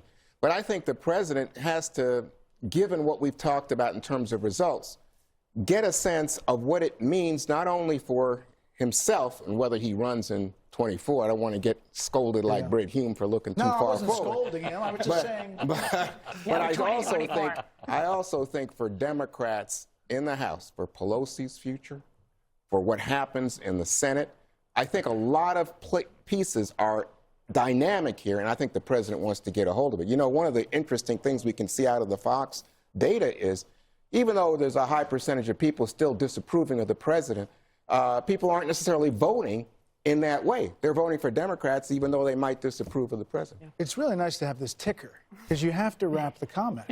Okay. It is now 7:30 here on East Coast. Polls are now closed in 3 more states, including the pivotal state of Ohio. In Ohio, the Fox News Decision Desk says GOP candidate J.D. Vance has a slight lead, but the race is too early to call. He's up against Democratic House Rep Tim Ryan. Let's go to North Carolina. Also too early to call this one in the race between Republican Ted Budd and Democrat Sherry Beasley. They are locked in a tight race there as well. Moving to the governor's races and again to Ohio, we can project that Republican incumbent Mike DeWine will easily win a second term, defeating Nan Whaley. It's interesting when you look at that governor's race in Ohio. He's running away with it, DeWine, and then when you look at the Senate race, it's super tight. Kellyanne, do you have a thought on that? Well, sure. It's a state that Trump won twice by 8 points. But I think Mike DeWine, like these other incumbent governors who are getting reelected, you're calling these races early, they're seen as being competent. I still think that even though the Democrats counted on this election, Martha, as being the first post-Roe, post-pandemic, post-January 6th election, all in their favor, at the end of the day, this election is what it's always about.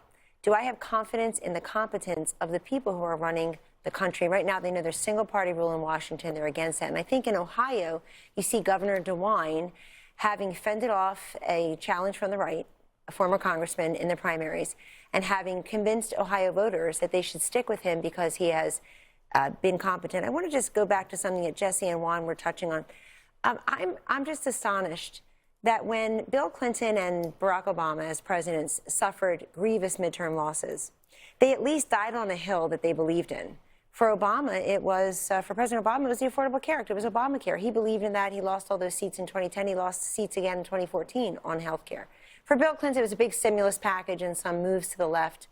There's no hill that Joe Biden is dying on this time as president that he took to the mat, that he said it's worth us losing 1 or 2 chambers because we did this. If anything, they passed things like the Inflation Reduction Act on a straight party vote. They did Build Back Better. They spent trillions of dollars of money we don't have on things we don't need and didn't ask for.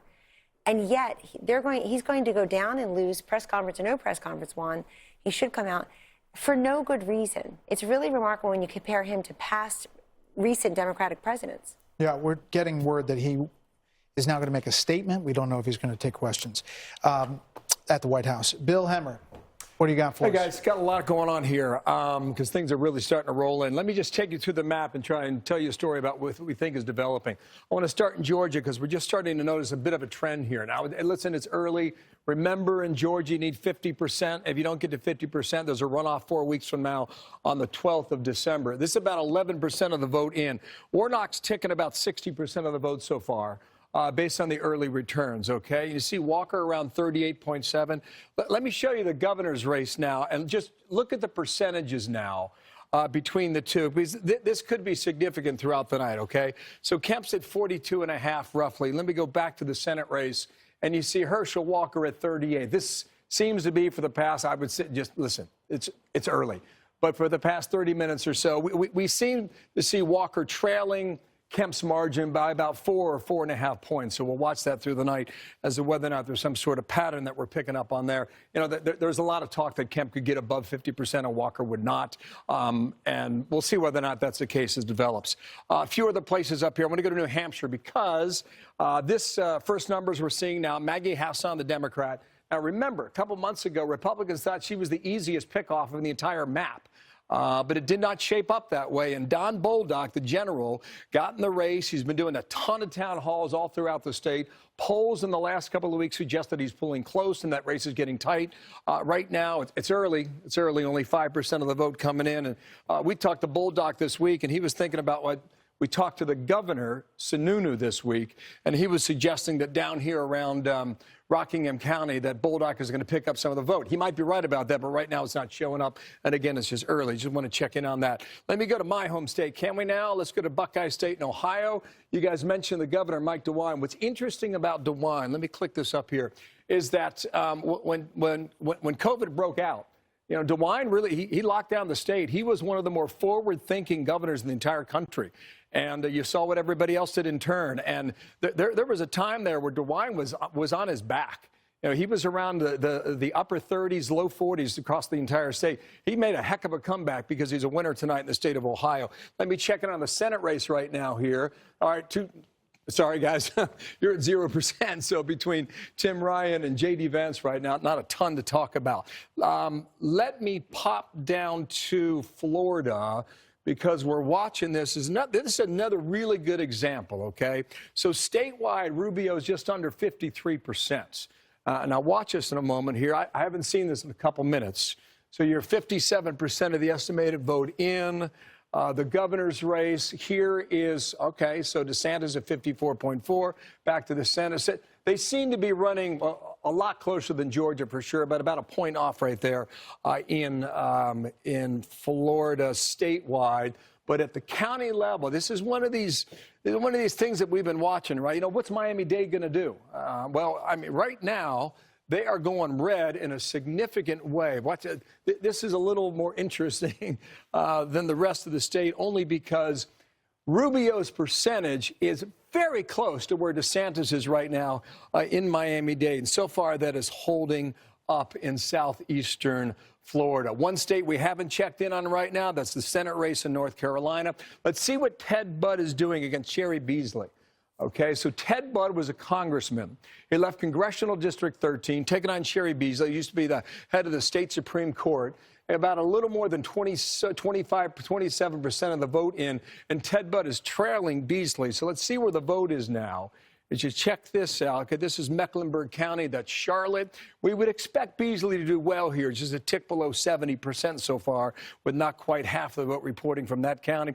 This is Raleigh here. This is Wake County. Beasley, pretty similar number on a percentage basis, almost 2-to-1 over Ted Budd. Budd's going to really have to fill in this map right here in the rural area of North Carolina, and we'll see how he does that. There is an interesting House race, however, in here in North Carolina. We've been watching. Republicans think they can. I haven't looked at it yet. This is Ted Budd's old seat. Remember about an hour ago we talked about redrawing the lines based on the census? This is a really good example. What Republicans did in North Carolina, they took Budd's old seat west of Raleigh and moved it right underneath the southern part here on the Research Triangle. And so here is your matchup.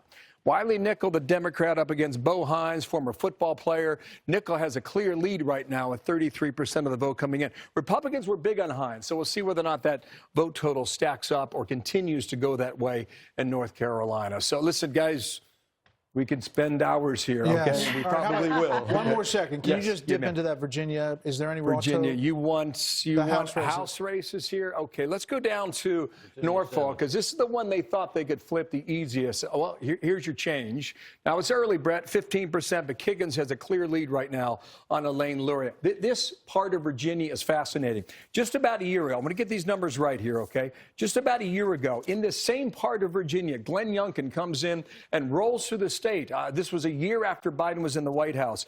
Glenn Youngkin took District 2 and swung at a total of 14 points in his direction, and he won this area. Similar to Congressional District 7, right? This is Spanberger's seat running against Yesli Vega. Again, it's still too early here. Different part of the state. But this was a part of Virginia that Youngkin swung by 13 points. 12 months now we're talking about. You know, Biden goes in, takes it by 6 in this area. Youngkin flips it the other way to 7 points in a different direction now. And it's a whole different ball game, Republicans believe, in this part of Virginia. Remember what they said from the beginning. This is your bellwether for majority in the House. This is the question about whether or not there's a red wave. And this is the question as to how high that wave could or could not be. It's early. It's early. It's early. Yeah. Hey, Brett, what about these governors? They're winning with big spreads. DeWine, we call with, very little. So, it's competence, right? Yes, and it affects the Senate races. And in Georgia, for example, Brian Kemp he's going to win, it looks like. Pretty confident about that. Will he win and pull Herschel Walker over the finish line? Herschel Walker's running behind him in the early information that we have. So these governor races count as for themselves, but they're also in some places critical to the fortunes of some of these other candidates. New Hampshire's another one with Sununu. Right, Sununu's very popular, very popular, more and more prominent. They wanted him to run, you may recall. The Republican Party wanted him to run. He declined to do it, stayed where he is, and we end up with Bolduc, who is, by the way, one among several of these candidates who are the Trump-backed candidates, and how they do will have an effect on things going forward. But I won't get ahead of you, I promise. I liked it. I liked it. Can I mention one thing about the governors? Yeah. Quickly. Because in Oregon and New Mexico, you might see flips there, partly because of also competence. You have Drazen, who is challenging Brown there in Oregon, and Mark Ronchetti could challenge Lujan Grisham, in New Mexico. Those two would be a flip, but I do think that's also because those states are doing so poorly in so many areas that matter: crime, education, energy, border.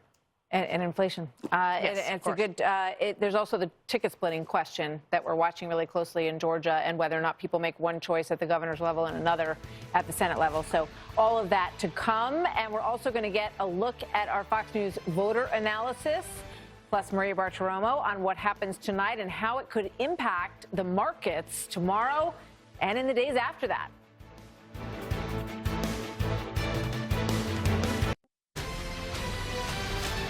Polls set to close in Pennsylvania. There's the countdown clock, 16 minutes and change to go in the Keystone State tonight in what's probably the most watched Senate race of the entire midterms. Dr. Oz versus John Fetterman. Rich Edson joins us live at Fetterman's campaign headquarters tonight. Hi, Rich. Hey, good evening, Martha. You know, one of the candidates here, John Fetterman, he's about 10 miles from here, still at home in Braddock, Pennsylvania. That's where he's from. That's where he's mayor. It's where he lives. And so he's not quite at this event tonight.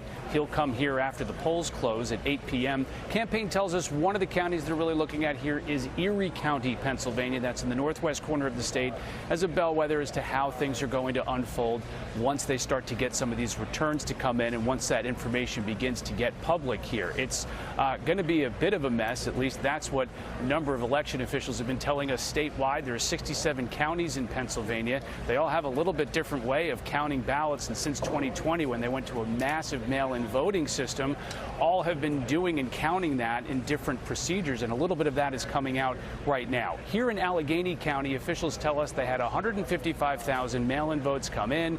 They managed to count all of them by 3 p.m. They have been out, I think, another outstanding 1,000 or so that they're going to work through counting and processing through the rest of the evening. That's the picture there. There is Luzerne County. They had a bit of a printing issue. They ran out of paper there, so that's the only county where they're going to have polls close at 10 p.m. tonight as opposed to 8 p.m.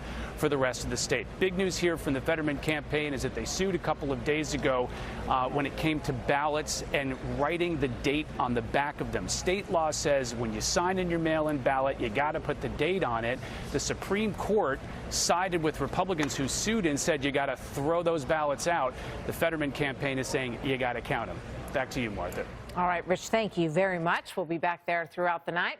Shannon Bream has been tracking our Fox News voter analysis. You have the latest, Shannon. Okay, Brett and Martha, here we go. Midterm elections, and guess what? Voters are unhappy. When they are asked about how they think the federal government is doing, our Fox News voter analysis finds 3/4 are dissatisfied or downright angry at the way the federal government is working. So let's dig into this. This heat map tells us where those colors are most intense. That's where people are strongest in feeling this way. The sentiment is strongest in the Rocky Mountain and Northern Plains states. Wyoming, by the way, lodges the highest rate of disapproval with the federal government. 87% of people there say they're very unhappy, and that could be bad for incumbents for the White House for Democrats tonight. Now, in Georgia, one of those incumbents, Democrat Senator Raphael Warnock, is fighting for re-election, facing Trump-backed football legend Herschel Walker. Voters there say the balance of power in Washington, specifically how it's going to settle in the Senate, will actually shape their vote. More than half say it is the single most important thing that they're considering when casting a ballot. Now, among that particular group, folks are splitting their votes between the two candidates, so no advantage there. But Georgia is not the only state where people are on the lookout for that Senate seat, hoping to make a turnover and get rid of the incumbent, at least Republicans there. Now, in North Carolina, there's a competitive race for the seat that is about to be vacated by retiring GOP Senator Richard Burr. Democrat Sherry Beasley is challenging another Trump-backed candidate, Republican Ted Budd. Nearly 6 in 10 in the Tar Heel state, they've got a negative opinion of President Biden. Now, President Trump fares better there. Will that be enough to help Budd? Keep in mind, nearly 6 in 10 give Democratic Governor Roy Cooper a thumbs up on the job that he's doing. Will that help Beasley? We've got a whole lot more data to crunch. It's all filtering in. But for now, Brett and Martha, back to you. Thank you very much, Shannon. So why is everyone so unhappy in Wyoming, Dana? Well, when Shannon said that, so of course, that's where my family homesteaded in the late 1800s. And except for maybe that moment during the Homestead Act, I think that Wyoming's probably been at 85, 90% unhappy with the federal government since the beginning. That number doesn't surprise me at all. But they certainly would love for the federal government to give them a little bit more credit for being able to handle the issues. They like a lot of independence there. Yes, they do. Yes, they do. Let's bring in Maria Bartiromo. Maria, good evening. Your thoughts on this night and the possible impact all of this has when you're talking about the economy? Well, it's a big impact, Brett and Martha. Good to see you. Right now, what I'm watching is the energy-producing states. I think investors are anticipating a big change should we get this wave that so many people have been talking about. And so you want to really look at Texas, Wyoming, Pennsylvania, Louisiana, West Virginia, Oklahoma. These are the leading energy-producing states, and it is largely energy policy that will change or at least get slowed down, the Biden climate change agenda slowed down should we see a big GOP win. Because it is all about inflation. I would say the root cause of inflation is the COVID-19 relief package passed into law back in March of 2021. So all of that spending, beginning with that March of 2021 package and the other packages that we've seen, has created $5 trillion in borrowing. But it is this climate change agenda that the Biden administration is pushing so aggressively that the Republicans will likely want to change. Republicans will change that energy agenda, especially when it comes to clean energy. They will push back on the climate change agenda. And so that's really where I'm focused tonight. I should point out that the price of oil has skyrocketed since President Biden started selling oil from the Strategic Petroleum Reserve. We're talking about oil now back up to the $90 a barrel level, even though gasoline prices are above where they were when Joe Biden took office. Of course, they are lower in the last year, but still elevated. So it is all about inflation. Another issue that investors are watching with regard to the economy is rent. Those essential items, food, fuel, and energy, food, fuel, and rent are the really main issues that have been a problem for American families. Rent has not stopped rising, so we continue to see rent as a major issue. Food prices off of their highs, although you're still talking about, for example, a dozen eggs up 30% in price year over year. So the issue is inflation. Within inflation, I'm looking at energy, and tonight investors will want to see real success from the GOP in those energy-producing states to feel that we will see a change. That's going to be one of the main issues that Republicans take on. Also, of course, fiscal spending. I mentioned the COVID relief package and all of the other spending, $5 trillion in borrowing. If the Republicans can get a victory in a number of these states, we will likely see fiscal spending slow down. And that is also something that investors will be focused on tomorrow. I will say this. If we see a big win by the GOP, expect a big rally in stocks tomorrow. The next big catalyst for markets and the economy comes Thursday, when we get the next consumer price index out. That's going to be for the last month, the month of October. And even though we are off of the highs, when you look at the last several months, you're still talking about expectations of between 8 and 9% increases in consumer prices over the last year, Let me just say that if you were listening to Maria 2016, late in the night, you made a lot of money. You made a lot of money. So quickly, Maria, does the market like divided government? The market does like divided government, and that's what we're likely to see if, in fact, this pans out. If the Republicans are in charge of the House and Senate and the Democrats are in charge of the White House, what does that mean?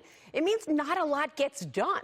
And investors like that. They don't want to see higher taxes. They certainly don't want to see $80 billion going to the IRS to hire 87,000 IRS agents. That's something that Kevin McCarthy has been talking about a lot. That's one of his priorities to overturn if, in fact, we see him take the gavel. And so that, along with taxes, if the GOP wins again in a big way tonight, you don't expect tax increases for the next 2 years at least. So that's another thing that markets will celebrate. I would expect a pretty good day in the markets if the GOP has a good night tonight. All right, Maria, as always, thank you.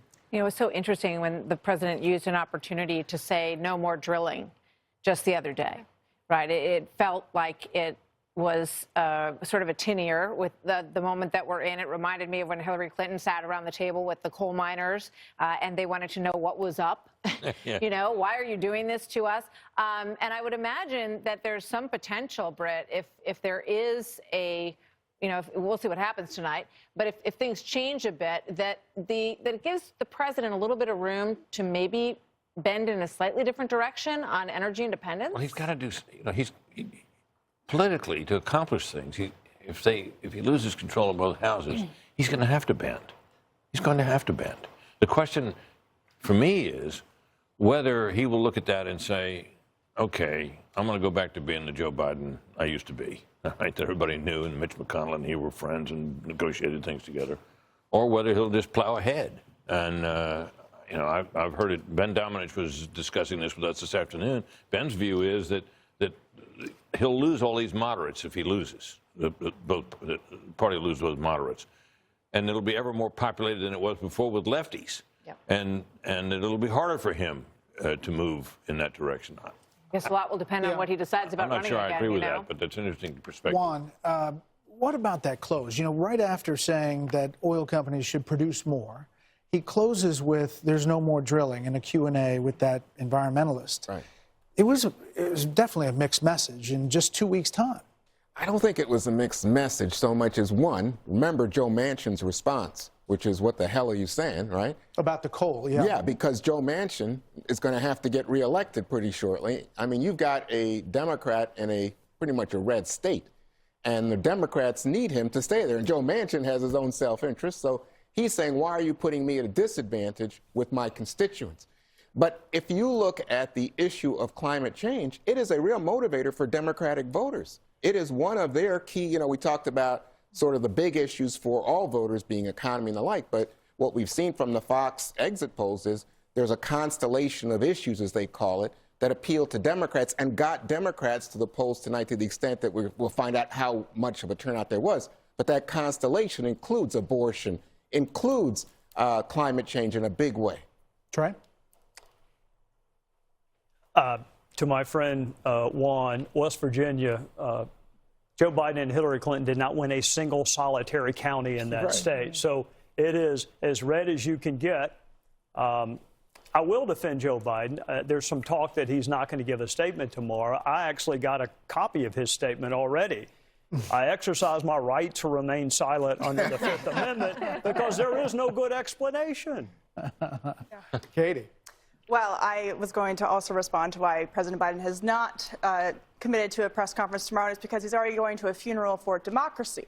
So that's already on his schedule, as they've said all week. But going back to what Maria was saying about the states she's watching in terms of energy-producing states, that's great in terms of jobs. The regulations the administration has put on to oil and gas companies while they berate them and say they should bring gas prices down. But every single state in the country is a consumer of oil and gas, especially states in the Northeast like New York and New Hampshire and Pennsylvania, where these issues of cost and inflation have gone way up as a result of Joe Biden's war on energy. And so it'll be interesting to see if that plays out at the end of the night. Yeah, 500,000 energy jobs in Western Pennsylvania. There you go. Alone. Coming up, we are minutes away from the top of the hour. Another big batch of election results. We could have some calls. Tucker Carlson joins us with his thoughts on the night so far. And more coming up with Bill Hemmer at the big board. Stay with us. We'll be right back with more of Democracy 2022.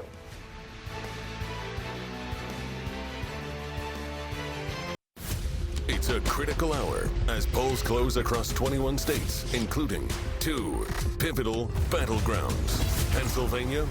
We're going to have a new birth of freedom. This is a time for real hope. There's so much at stake in this race. You can't be free if you're not brave. Florida. I'm not backing down. I'm ready for a fight. We will send shockwaves across this country. We will continue to fight and fight and fight the Lord. That's why we vote. That's why we're going to win. The future of our nation is on the line. 161 House seats, 10 Senate seats, and 12 governorships. Which party will take control? What happens in this hour could change everything.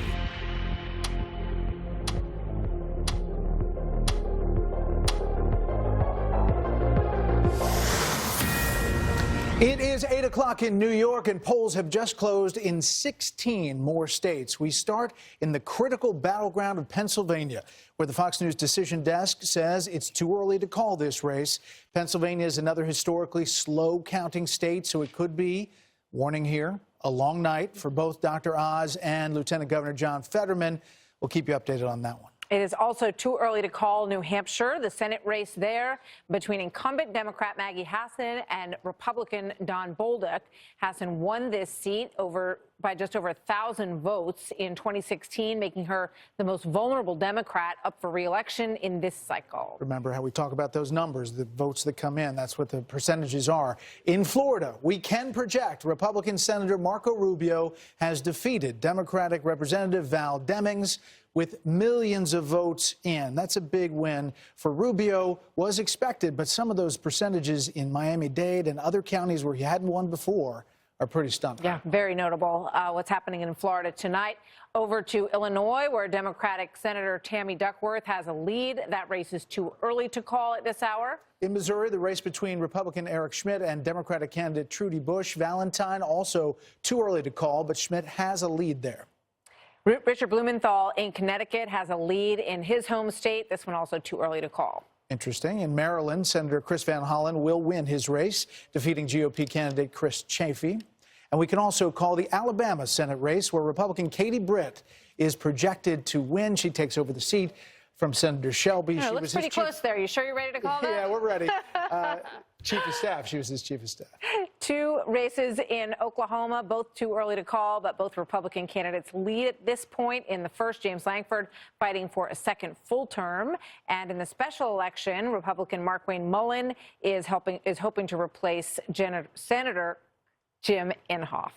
All right, so let's take a look at the balance of power as we see it, 34-38. Again, the white are the ones we haven't yet called. Majority is 51. It stands now at 50-50. So we'll be tracking that all night. Moving to the governor's races in Florida, the Fox News decision desk projects GOP Governor Ron DeSantis will defeat Charlie Crist again. The margins here are eye-popping, and we'll let Britt talk about all of that in just a bit. Yeah, that's an enormous number for Governor DeSantis in Pennsylvania tonight, and that'll have long-lasting ramifications that Britt will fill us in on in a moment. Let's take a look at Pennsylvania governor race. Josh Shapiro has a very strong lead there against Doug Mastriano. This one is also too early to call. There's 3% of the vote in that race. At this hour, the Oklahoma governor race, too early to call. Democrat Joy Hoffmeister is running against Republican incumbent Kevin Stitt. This was rocky for a bit, but it's too early to call at that time. Not enough data to call the race in Maine, though Governor Janet Mills has a lead against her predecessor, who was going for another round as governor there. We'll see what happens there. Paula Page. And Massachusetts, we can project that Maura Healey will be the next governor of the Bay State, right next door in Maryland. Fox News can also project that Wes Moore will replace term-limited Republican Governor Larry Hogan. So that goes to the Democrats.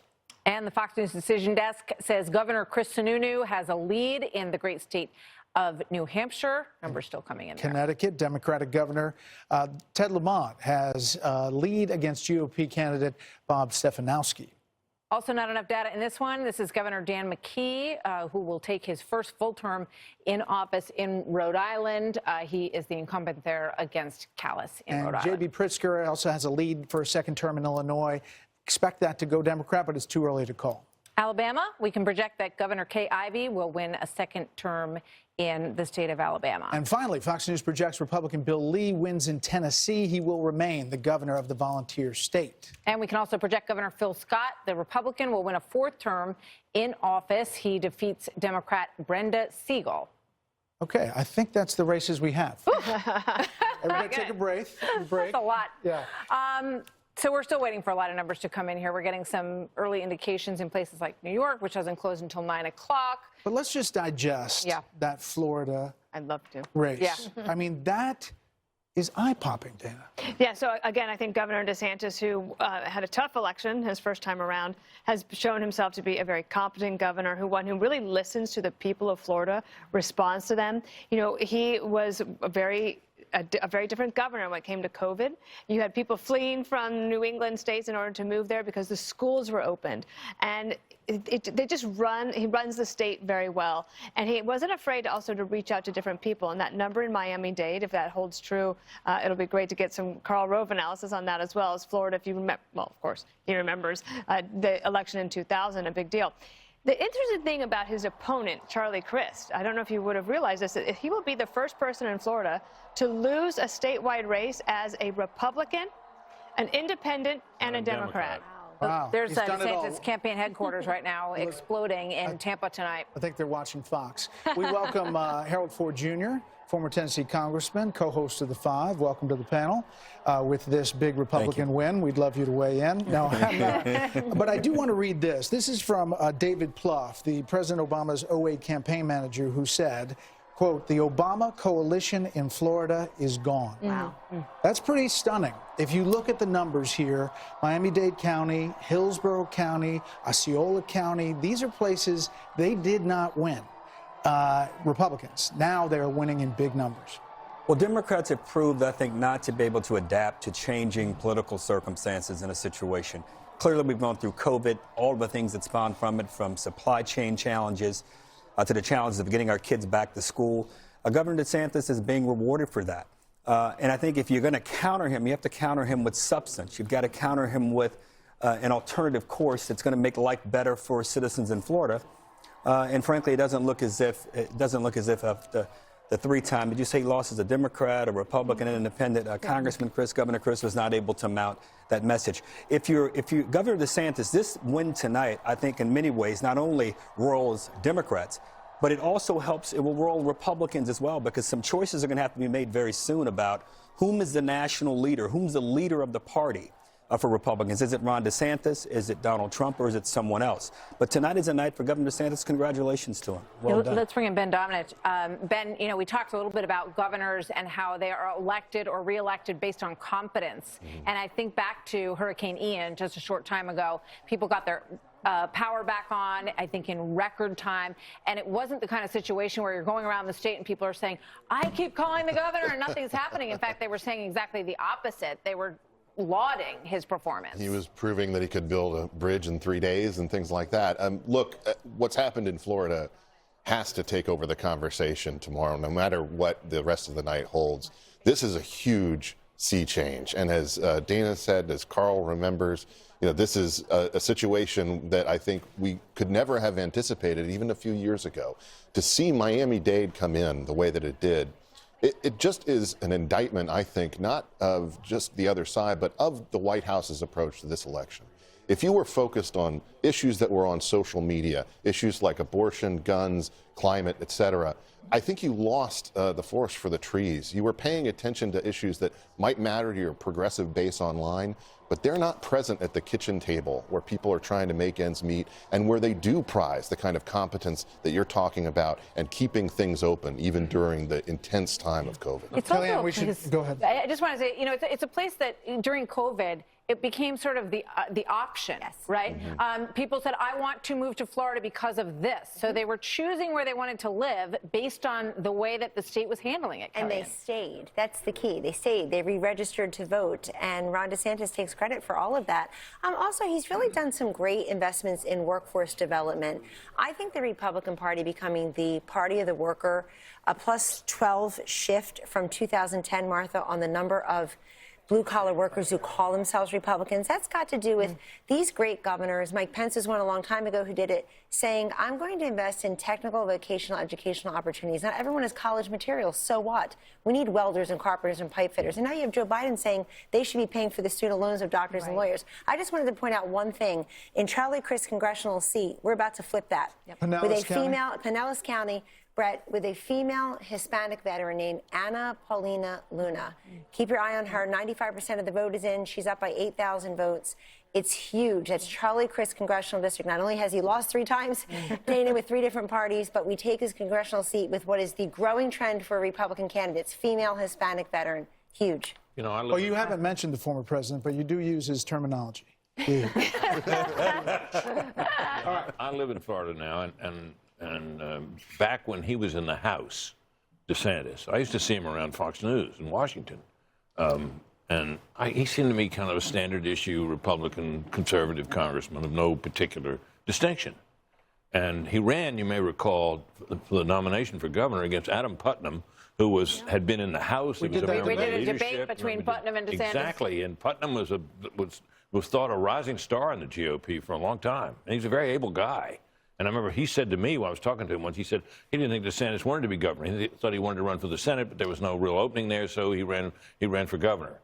Well, look now. I mean, he had the stones to stand up to the medical establishment, the political establishment, to the Democrats and the media in the state of Florida on COVID, which I think is where he really made his mark and was willing and took the chance and believed in his own the advice he was getting from his medical advisors, and I think it's played out for him, and now he is where he is. And we shouldn't overlook the win by Marco Rubio. Democrats had real hopes that Val Demings was going to be the giant killer in that race, as the congresswoman from Florida, former police chief from Orlando. It's not close, and in some of these counties, it's equal or greater than DeSantis' spread. Okay, let's head over to Bill Hemmer. Back where we stand so far tonight. Yeah, I'm going to stir the pot here in a little bit, so give me a moment, okay? I just want to set it up the right way, and then you guys can all have a stab at it when we're done here, okay? Talking about Florida, I don't want to overlook it. Keep in mind, when we began this night, okay, Republican leadership thought they had to flip four seats in Florida, right? Or pick up 4, okay? So you had Florida 4 called for Republicans, Florida 7 called for Republicans. Kellyanne, you beat me to it. This is Florida 13 right here. This is Ana Paulina Luna, about 99% in. She's going to win based on this right here. So that would be a flip. That is Charlie Crist's old seat, who right now is being defeated by Ron DeSantis at the governor's level. I would also point your attention to Florida 15. So this is just east of Tampa. All right, right now, and Laura Lee, who used to work for Ron DeSantis, is now leading Cone easily now, about 96% in. That is what they call a new open seat. Based on the census, Florida gained a seat, and Republicans are going to have a pickup there as well. The point I'm making here is that if you needed 4, you got 4. Now the question is, can your incumbents all across the country hang on? And I'm going to end this report with one thought on there. But before I leave Florida, just want to show you what's happening here, okay? So this is Rubio, all right? And this is Rubio and Miami-Dade. Let me get this set up the right way. Okay, sorry, clear that. Boom, boom, boom, boom. We're in Miami-Dade. Rubio is at 53.4. Remember, Cuban Americans, Latinos, right? South American Latinos. Here is DeSantis at 54.2. So they're real close with each other, right? There's Rubio.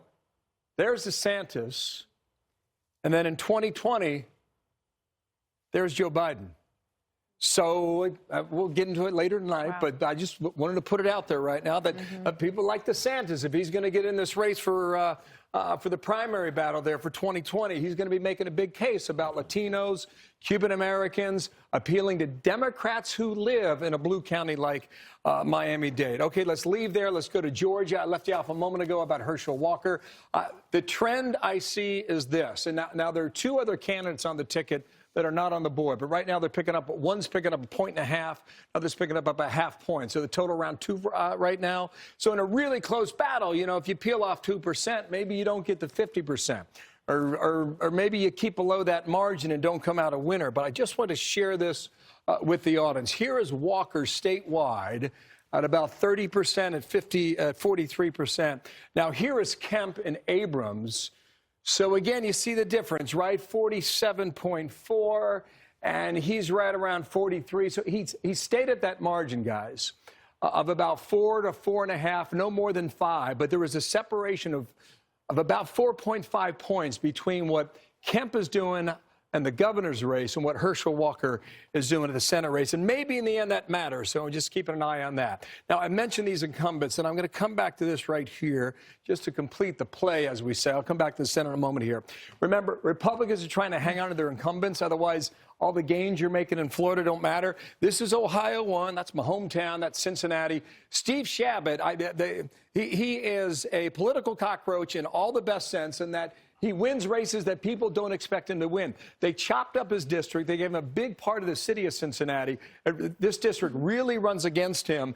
And with about 1/3 of the vote in, he is trailing. So if Greg Landsman holds on and beats Steve Chabot, that would be one of those flips now that Republicans they need to find another seat to flip in order to get the majority in the House. So we're watching that throughout the night. Here is where you are in the Senate, just about 11% in. Tim Ryan leading J.D. Vance, and we'll see where the vote comes in throughout the night. The 3 C's, guys, Cincinnati, Columbus, and Cleveland. I could go on for about 3 more hours, but my time is up because they told me to wrap 3 times. Back to you guys. We'll be back to you shortly. We'll be talking Ohio. All right, so let's go to Tucker Carlson, who joins us tonight. Tucker, great to have you with us. I'm thinking about you, also a big Florida resident. You have, spend a lot of time there. We've got double-digit wins for the governor, Ron DeSantis, and also Marco Rubio, and a huge night when you look at what has transformed in Miami-Dade County. What are you thinking, Tucker? Well, I think it's Miami-Dade County that really jumps out at you. DeSantis lost it by a lot 4 years ago. He's winning it pretty solidly, it looks like right now. So what you're looking at is a realignment of voters. And I really think we're undervaluing the extent to which BLM, the Democratic Party going all in for the Black Lives Matter movement in the summer of 2020, really moved Hispanic voters to the Republican side. I think it shows up in polling results. Nobody wants to say it, but it's absolutely a meaningful factor, I would say, in this. But, I mean, if tomorrow morning we wake up and these numbers in Miami-Dade and Texas are real, and possibly in Arizona, then I think you're looking at really a different Democratic coalition. What do you make of the numbers, Tucker, that we're seeing out of Pennsylvania, that Senate race is really, really close, and it could be a long time before we call it? Well, that's the problem, and I feel so sorry for you, Brett and Martha, because it probably will be a very late night for you and a tense one, and it points up the problem. Look, the country is really closely divided in a lot of places. Pennsylvania is one, Nevada's another, Arizona, lots of different places. And so you're going to have close election results. And people have to have confidence that those results are real, that they can trust the mechanics of the election. And what happened today in Maricopa County, where some huge percentage of voting machines, electronic voting machines, according to the Arizona Republic, 30%, they claim these are Dominion voting machines, but it almost doesn't matter. Electronic voting machines didn't allow people to vote, apparently. And that, whatever you think of it, the cause of it, it shakes people's faith in the system. That is an actual threat to democracy, and it points up the core problem, which is we're not really very serious about democracy if we're using electronic voting machines, or if we're not requiring photo ID to vote. We could have secure elections. We don't, because a small number of people don't want them. But until we do, you're going to have these moments where everybody in the country fears volatility. because one side doesn't believe the result is real. And you've seen it on both sides. I mean, you saw yesterday Democrats suggesting that electronic voting machines could be hacked. Democrats, this ran in Politico. So it's not just, the crazy right. It's everybody is losing faith in the system itself. So I hope if there's one thing that comes out of this, and I hope it's bipartisan, no more electronic voting machines. France doesn't use them because they care about democracy. Require ID, and then we can just call it a day. Everyone knows the election results can be believed, and the temperature goes down. I really hope that happens. Nice tie, Tucker. I knew this was going to happen someday, and now it finally has. Britt, and you have the same tie. The exact same tie. You're wearing the same tie. It's election tie. You go to the same school? What happened there? Not quite, but something like that. Tucker, you just said a moment ago a different Democrat coalition. And I think that depending on where this all goes tonight, we're just looking at some of the early results right now. That might be one of the big stories that really emerges from this moment, where we're seeing groups that have been courted by Democrats for more than a generation, who are now making a choice that is not based on the box that they have been told they belong in and who they should vote for, but they are, interested in all the same things that all Americans are interested in because they're Americans. Exactly. That's exactly right. And it's really a hopeful outcome, I would say. And I'm not saying that as a partisan. I'm saying it because you don't want a country where it's white men against everybody else. And that really was the dream of the Democratic Party. That's the politics they hope to create. And what you're seeing is instead NPR listeners versus everyone else, right? So in the end, you're going to have a Democratic coalition that's only people with Pledge Drive tote bags versus the whole country. And they're not going to win if that's what they're left with. We knew we could count on you, Tucker. Well, thank you. Thank you so much for coming on. We appreciate it. Thank you, Tucker. Next up, we head to Denver to check in on the Colorado Senate race, testing the power of the Trump endorsement out there. Plus results from some key House races. We're watching those 3 races in Virginia that are a real bellwether here. We'll get you an update on those as our Fox News special coverage of the midterm elections rolls on.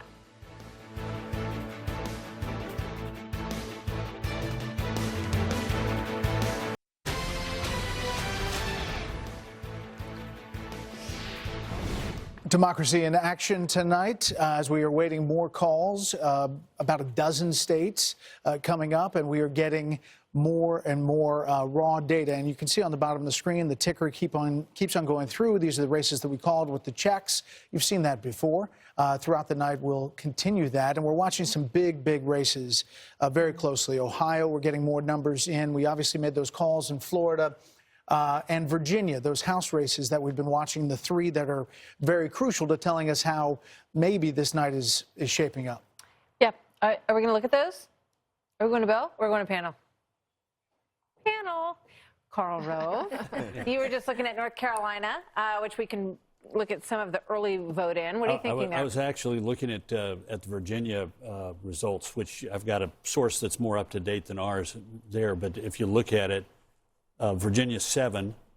I'm looking at over half the vote in, and Vega is keeping her lead with more than half the vote in, and same in 2. I'm looking at. We have 31%. You have. I'm looking at 38 there, and it's it's the same 58-42. What I'm hearing is that they were winning in the early vote in Virginia too. Well, I'm saying the Republican is winning by the same margin with I'm looking at about 40% of the vote now. Okay, back on 7 then. You want that? Go ahead, Kellyanne. Well, no, this Yesli Vega, I've been watching these ads in Washington, D.C. for a while now. She has her Spanish-speaking father in the ad. They've thrown everything at her, basically calling her the sexist and racist, the usual January 6th. They don't talk about inflation, crime. I think she's going to prevail.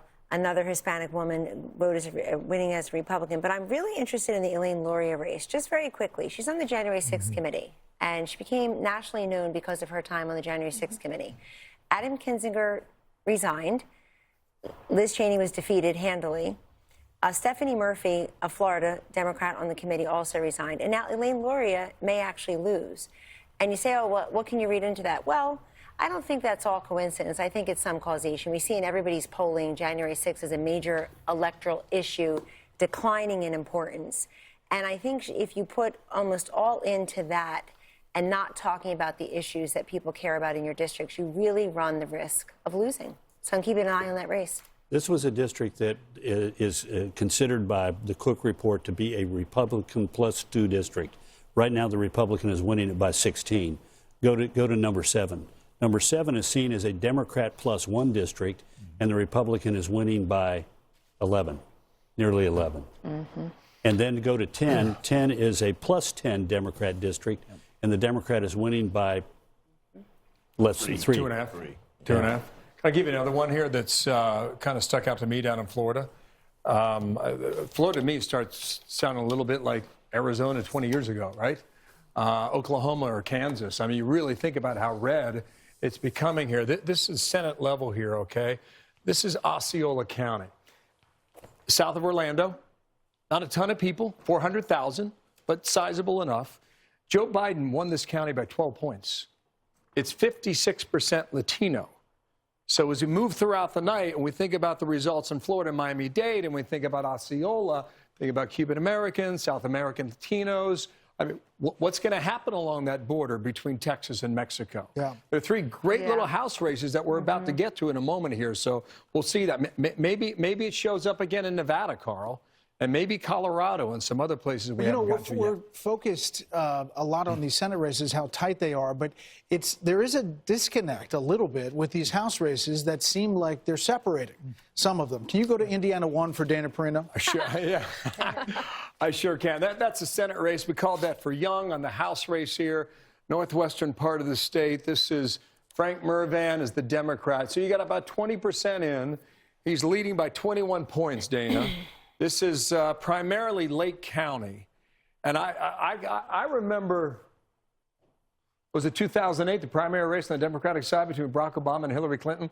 Remember, we were working until 2 o'clock in the morning waiting for results out of Nebraska? And we're like, what are we doing here?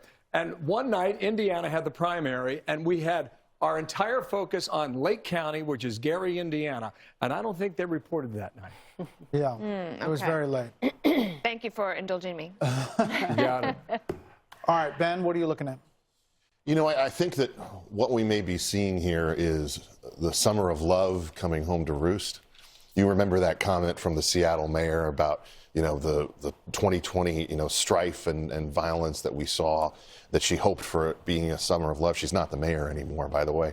And there was obviously a lot of skepticism about that, I think, after 2020, saying, this association with the Black Lives Matter movement may not have hurt Democrats as much and that sort of thing. I think now you're seeing all these different suburban, particularly women, but suburban areas of the country come back and express themselves about the Democratic continued devotion to this anti-cop, pro sort of chaos agenda, because it's not just crime, it's homelessness, it's vagrancy, it's all the things that we see.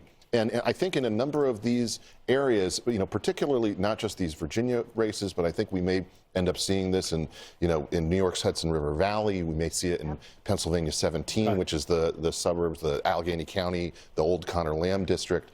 You could see this really playing out, I think, in a way that could prove very beneficial for Republicans in the House. And again, you're seeing the impact of the last 2 years, whether it's the Black Lives Matter movement or COVID, and you're seeing this enormous change in the state of Florida. I think about a cover of the New York Post a month or so ago, 50,000 people, leaving New York. So that's going to be interesting when we look at the New York vote and see what happened, when those disgruntled people all left. That may be a factor in the governor's race. 94%. We are 38 seconds away from some next race calls and awaiting results from key battleground states. We, as you see, are getting raw vote totals added to our Fox News voter analysis, which enables us and the decision desk to make some of these calls. We are also tracking a lot of these House races. Remember, Republicans need 5 to take control, and it's looking like a good night for the Republicans as we look at it now across the country, but we're going to be following it throughout the night. Here we go. The countdown is on. 8 seconds to the next calls on the East Coast and one place where a governor's race is probably going to be called.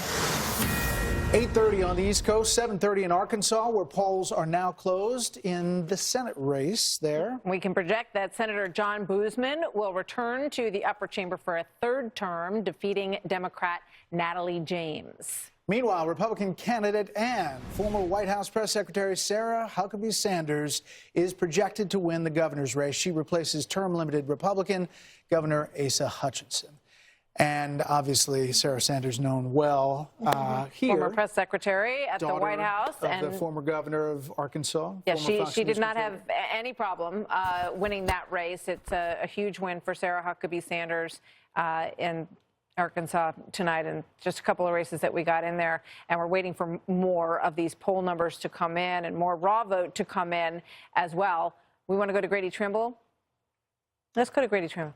Let's go to Grady Trimble, who is standing by. He is at Senator Ron Johnson's campaign headquarters. This is a race we haven't really talked about yet tonight.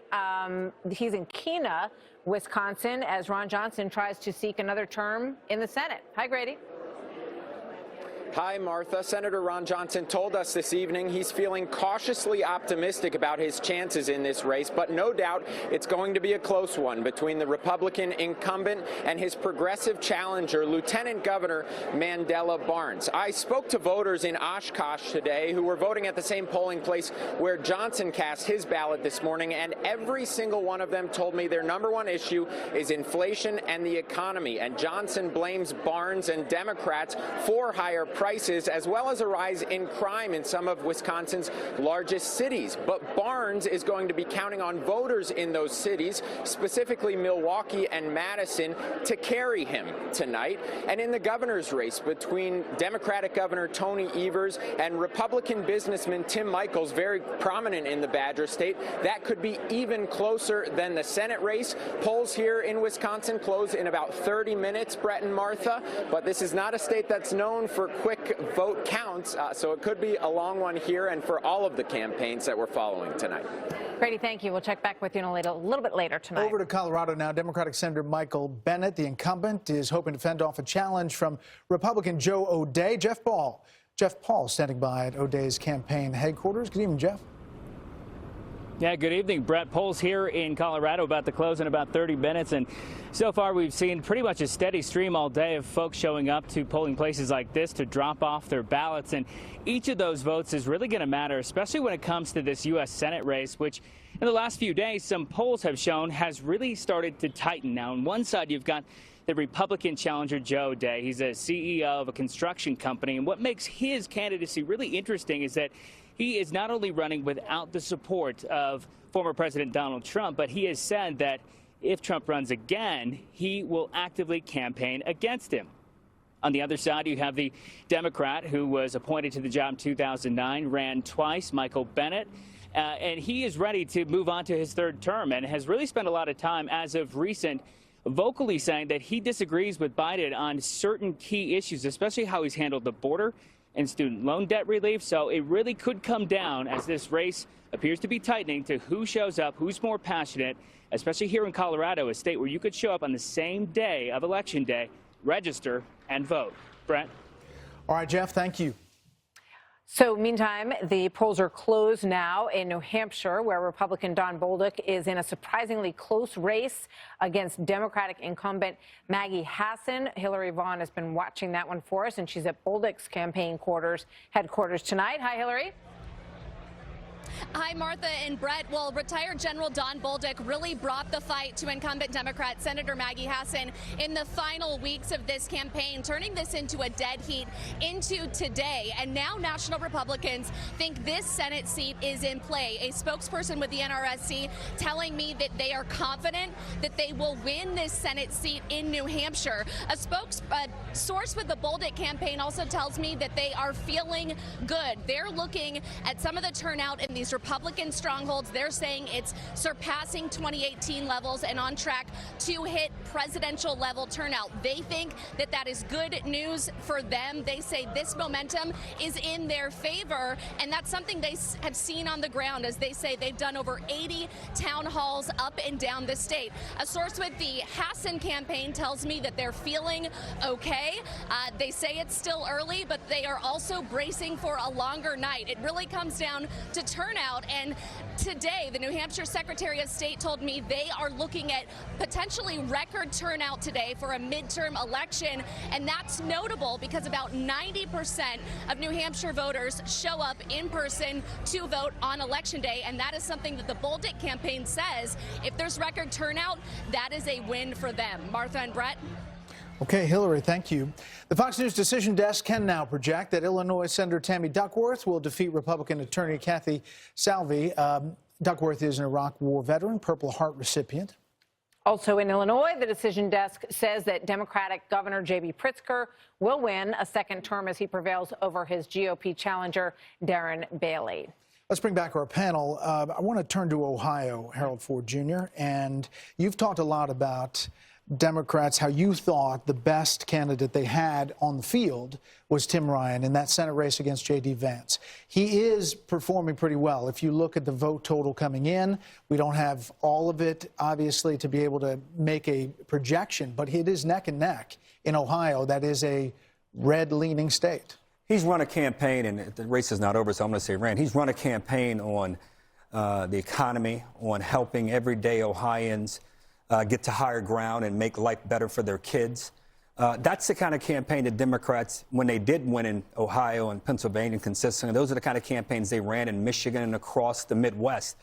Tim Ryan, win or lose tonight, I think gives a roadmap for Democrats, and I would even argue Republicans, for how you run to represent everyday hardworking Americans. Kellyanne talked about the relief that Biden wants to give to student loan forgiveness. I would happen to agree with you. I don't think that was the right thing to do. Tim has said that. Tim has said that he doesn't believe that Joe Biden should run again in 2024. You're not finding a lot of Republicans who are saying whom they want to run or not run, and you're certainly not finding Democrats say that. I push back just a little bit on something my friend Tucker said about Black Lives Matter. I don't know how that matters in this campaign at all. I think the reason they were doing so well in Florida is because Ron DeSantis got schools back open, he got bridges built, he got people back in their homes, he got electricity back going. You could be blue in running this country. You could be yellow in running this country and get elected and reelected on those issues. Furthermore, Hispanic voters, they want us to talk about economic growth and helping their kids be better in their lives than they have been in theirs here in America. That's what Democrats have to get back to. And finally, Democrats win or lose tonight, we have to reset. The liberal-leaning, left-leaning people in our party, they may have good intentions, but their ability to implement, let alone come up with good proposals, has proved lacking. And tonight, I think we're going to see more and more of that kind of result. You know, Carl, I'm looking at Ohio as well here, and maybe we can get a look at where the vote is still outstanding. And it's interesting, we did a town hall discussion with Tim Ryan and J.D. Vance just about a week ago, and one of the things that Tim Ryan has complained about is that the party abandoned him and that he was not given the money that he needed to run this race because he had distanced himself a lot from Joe Biden, and also because they thought they didn't have a chance in Ohio. Yeah, look, it was a state that Donald Trump carried by 8 points. He carried the state of Ohio by a bigger margin than he carried Texas. So Schumer made a decision, the Senate Democratic leader, that his super PAC would not be involved in the race. McConnell invested $35 million in the race, and which would have been useful to spend elsewhere, but Vance needed the help because he won the primary with less than 30% of the vote and was being challenged by Ryan. Worth noting that Vance was one of the candidates who had criticized McConnell. Right. And McConnell weighs in with PAC money that he rounds up to try to save his candidacy. Right. In the meantime, a certain other person we can talk about who raised a ton of money spent very damn little of it to support the candidates that he'd endorsed. There were a lot of outside groups that pumped money into Ohio to help J.D. Vance at the beginning when he took the primary. Peter Thiel put, I think, $15 million into a super PAC to get him elected, and then hasn't been seen in the general election. I think Britt's point is an accurate one. Let's see where the $100 million that President Trump has in his war chest after the election, think about how it could have been deployed. And when you've got a discrepancy like we're seeing between the governor's race with Mike DeWine and the Senate race with J.D. Vance, I mean, you could drive a truck through it right now. Take a look at the big suburban county just north of Columbus, Delaware County. Hey, Bill, can you put that up, Ohio? DeWine is carrying it handily,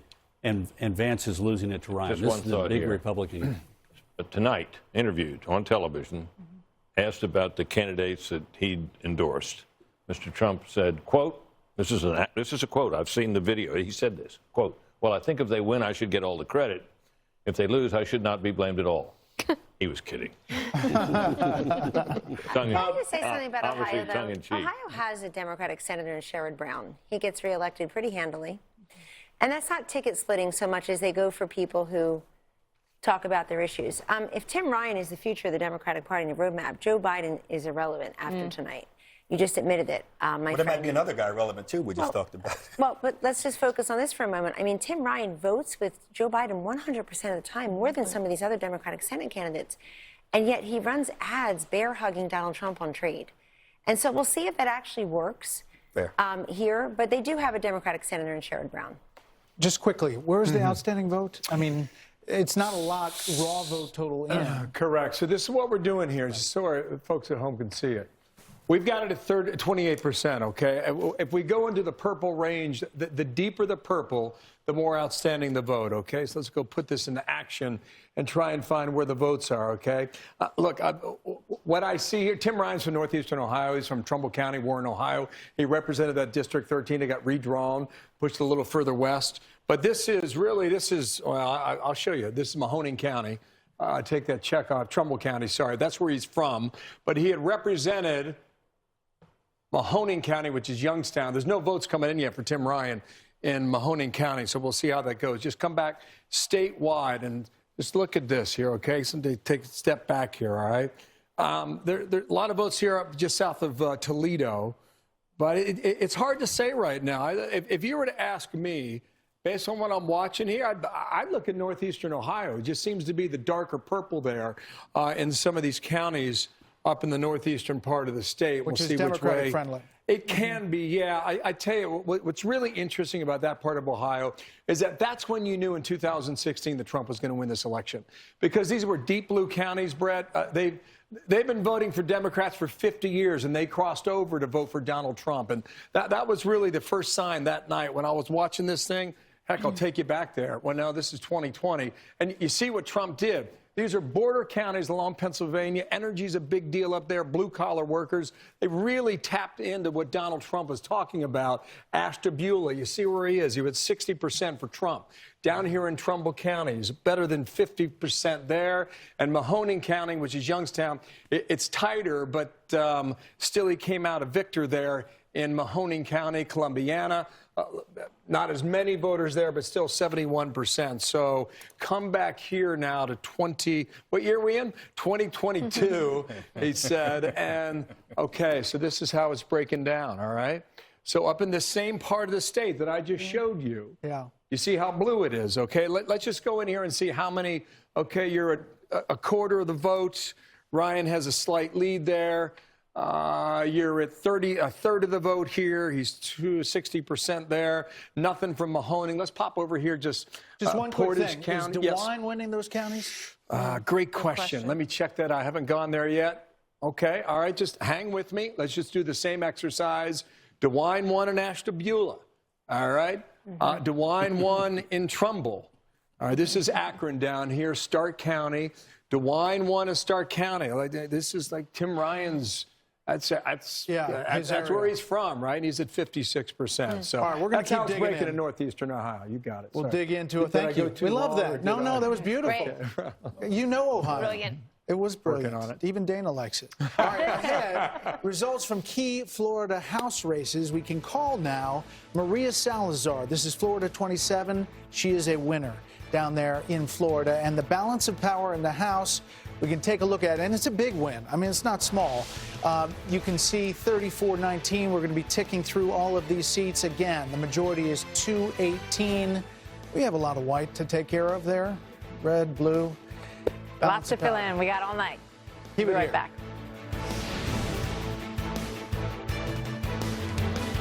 3.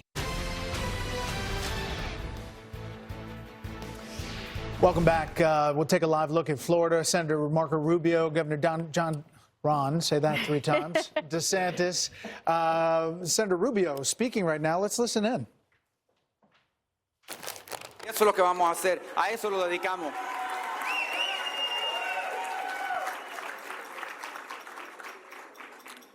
I'll close with this. On nights like this, we generally do these in hotels, and you've heard this story before, but I tell it because it's important to understand. I was raised by parents that worked in hotels like this. Well, not like this. They had slot machines and stuff like that, but in Las Vegas. My dad was a banquet bartender in rooms like this. My mother was a maid. She worked at Kmart. They worked hard, and you know, their story is really very typical of the American story. Frankly, in any other nation in the world, I would probably be doing the same job, and there's nothing wrong with those jobs. But what makes this nation so special and unique is that it is the one place on earth where people who work those jobs, like the people working here now, can go on to do other things. But even if they can't, the one thing they can always do is give their kids the chance to do all the things they didn't. And I think this is an American story that people everywhere in the country would understand. Marco Rubio, a big winner over Val Demings in Florida, a huge win in some counties that really had never won before. 15% win for Marco Rubio, who goes on to another term as the Florida senator. Oh, we have Steve Harrigan, who's at DeSantis headquarters. Huge night for them as well. Let's check in with him in Tampa. Hi, Steve.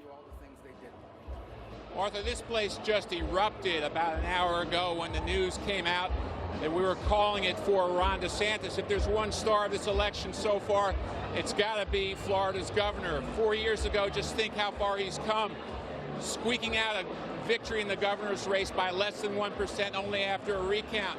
Now tonight, this is simply a dominant performance. And a couple of figures to keep in mind, DeSantis raised more than $209 million so he can fundraise. And if you look at the numbers, the demographics, a key one is going to have to be the Hispanic vote.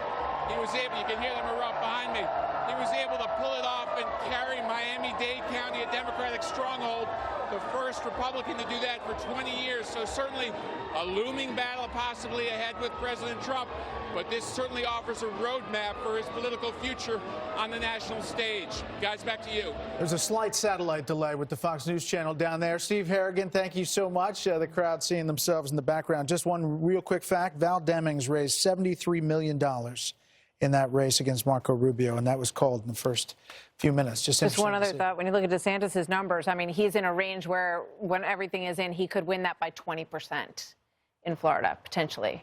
Right, Carl?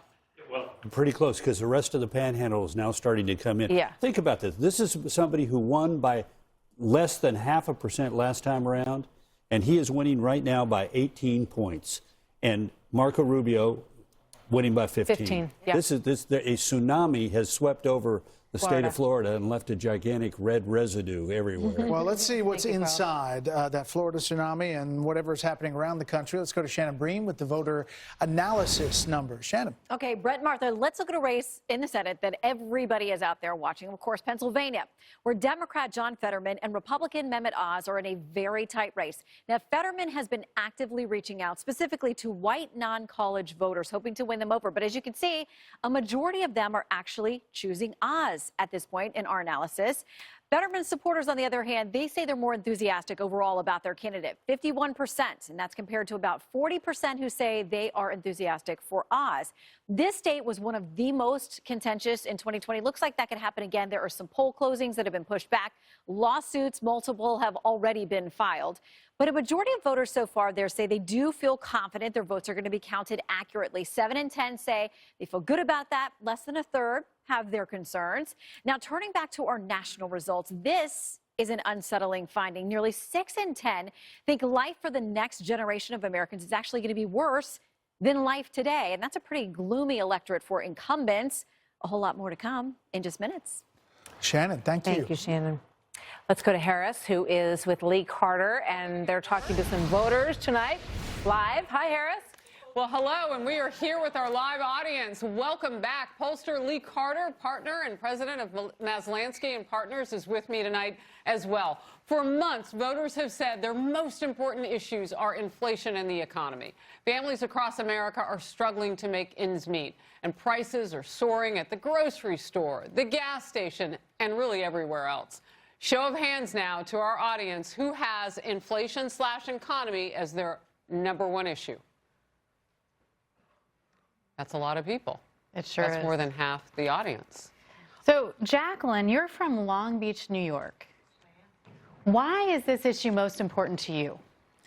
Well, I had a certain standard of living that I had to cut back on now. Less vacations, buying cheaper things, not indulging as much. The gas prices are just really killing me because I do drive so much for a living, and in one day I saw the gas prices go up by 10 cents almost every couple of hours. Wow. In the morning it was, I don't know, $3.15. It went all the way up to $3.59. In one day? One day. Right. And that really takes a toll. And I know you're a nurse and you said you Yes. drive around a lot. Yep. All right, let's get to this. A key Senate race in Ohio between Democratic Congressman Tim Ryan and Republican author and businessman J.D. Vance. That race, as you know from Brett and Martha's coverage, is too close to call still at this point. But here's Vance on those top issues of the inflation and the economy that we're all dealing with. And once again, the red line represents Republicans, the blue is Democrats, the gray independents. One of the reasons why we have this terrible inflation is because the Biden administration, backed by Tim, supported a lot of borrowing and spending, throwing fuel on the fire, which has caused the price of everything to go up. Now, we have to remember, Biden said that he wouldn't raise taxes on the middle class. But if you're a family right now dealing with the grocery prices and the energy prices, certainly you feel like your taxes have gone up a lot because the cost of living a good life in this country has gone up a lot. So you can see Republicans gave that an A, independents a B, while Democrats an F. I think Republicans and independents really agree that inflation is an issue. Democrats are saying it's not just here in the United States, it's a global issue. We can't address it here. It's not necessarily. Yeah, and I know from talking with our audience tonight that feels like abdication. It feels like the Democrats aren't necessarily hearing the message and coming up with a policy to match it. All right, let's move. We'll keep hearing directly from voters tonight. Right now, let's go back to Brett and Martha. Paris, thank you so much. Let's bring in our panel again. We want to look at the state of North Carolina. Those numbers are still filtering in. Bill's going to put it up on the board. But Kellyanne, you were talking to some folks about the early vote there, not only there, but across the country, and what that means for Democrats. Yes, and as we've seen everywhere, Brett, the early vote really favors Democrats. They're overperforming the early vote. And I think if you're motivated to vote against Republicans or for the Democrats, in North Carolina, you can start pretty early. It's unclear if the Democrats have cannibalized their Election Day vote. They say that Ted Budd is up about 83,000 on Election Day and should make up the difference, but this is tighter than some people expected. Chuck Schumer, I think as my friend Harold Ford Jr. mentioned, they didn't really help Beasley much at all. I think this is one that is surprising people as the night goes on, but they feel pretty good that this will tighten. I would just say that they've already called 3 House races, Greg Murphy, Dan Bishop, Patrick McHenry, in North Carolina. They're feeling good about that. Also, when I look at the counties, the 206 counties that we call the pivot counties went for President Obama and Trump took in 2016. About 6 or 7 of them were in North Carolina. I'm looking at those tonight, too, because those should stay solidly Republican. But we're going to have, I think, a longer night in North Carolina than some people may have anticipated. Trey, when you look at North Carolina, your thoughts, your neighbor to the north, do you think that Ted Budd pulls this out, or you think Sherry, this is obviously she's doing a lot better than people anticipated? You know, it makes me wonder a little bit. There were 2 other candidates, 3 candidates in the Republican primary. Pat McCrory, former governor, former mayor of Charlotte, I think, if I'm right, Carl. Mark Walker, who was a House member. President Trump weighed in very, very heavily for Ted Budd, and so did Mark Meadows. So if you're going to take credit for the victories, you may want to take a little bit of responsibility for the close ones, too. So where that vote is important, Bill. Votes outstanding. What we try to do here, I mean, you see a little bit of gray, right? Obviously, those counties are outstanding. I see the margins getting tighter. We're within 2 points of each other, Beasley and Butt. If you go to the purple haze, purple rain. I love the blue. I mean, can we choose one? Well, not yet. Is it Prince or Jimi Hendrix? We're going to vote. That's right. That's right, Martha. You know you're mute. We're going to vote at the end of the night, okay? Is it Prince or is it... Jimmy purple Hendrix, haze. thank you. There we go. Yeah, there we go. All right, Trey guys. Gowdy with the answer, by the way. What's that? Trey Gowdy had the answer. The artist formerly known as Prince. Yeah, but it's not time to vote yet, so stand by. Okay, let me take this off. Let me see what county this is. This is Davie County, all right? No votes are in. Well, what happened 2 years ago at the presidential level? Well, Trump was a big winner in that county. Picked up about 14,000 votes total raw. Here you are, 11,005. They'll do the math for me. So that's out there. Let me come back out here a moment. And let me do this. Oh, shoot, it did not work. Here, guys, let me reload it for you. While you're reloading, Dana has a comment. Well, go ahead, one thing that's pretty interesting about North Carolina, when Bill and I had an opportunity to talk to Ted Budd when he was in town, so he really comes across, he's a farmer. And he's kind of an understated guy, and his ads were apparently not that exciting. And Beasley is, she's a well-respected judge in North Carolina. One thing that's really happened in these cities, though, is the amount of people who have moved into Raleigh and Charlotte and that whole area there. That has changed that population a lot. We were talking about how many people left New England or New York for Florida and how that might have changed some things there. North Carolina, it might not happen this time around, but those pivot counties that Kellyanne mentioned in those urban areas are ones to watch in North Carolina. Carl? Look, it's not only where the votes are, but just remember, again, this is our blue wave, red wave, blue mirage, red mirage. The votes that you're seeing here are predominantly, virtually all of the early vote is going to be the mail-in ballots because they start processing them when they come in. They announce them early. We've seen this before. Tom Tillis was behind in his races, won by a small number of several tens of thousands of votes because the late vote to come in is the vote that's being cast on Election Day. Just to recue, Florida was a hold. Ohio, we're watching very closely. That's a Republican defense, Britt. Pennsylvania, also a Republican seat they're trying to hold on to, as is North Carolina. Yeah, and I have now for you the political comment of the evening. Okay. And maybe of all time. Someone is saying over on MSNBC that the GOP's dominance in Florida is all about gerrymandering. Well, that's a pretty good trick. So that's a story they will tell themselves to rest assured tonight. Incidentally, on North Carolina, just a few moments ago, the lead was 53,000. It's now down to 32,000. So as Election Day votes get reported here, we're likely to see this. And it's a race that we didn't give a lot of attention to. Right. We did not give a lot of attention to nationwide. You and the committees, and some of the committees and super PACs. Well, except on the Republican side, they did. I mean, again, the Senate Leadership Fund, American Crossroads, but I helped fund put like 30 some odd How to get that million in there. dollars. Okay, stand by.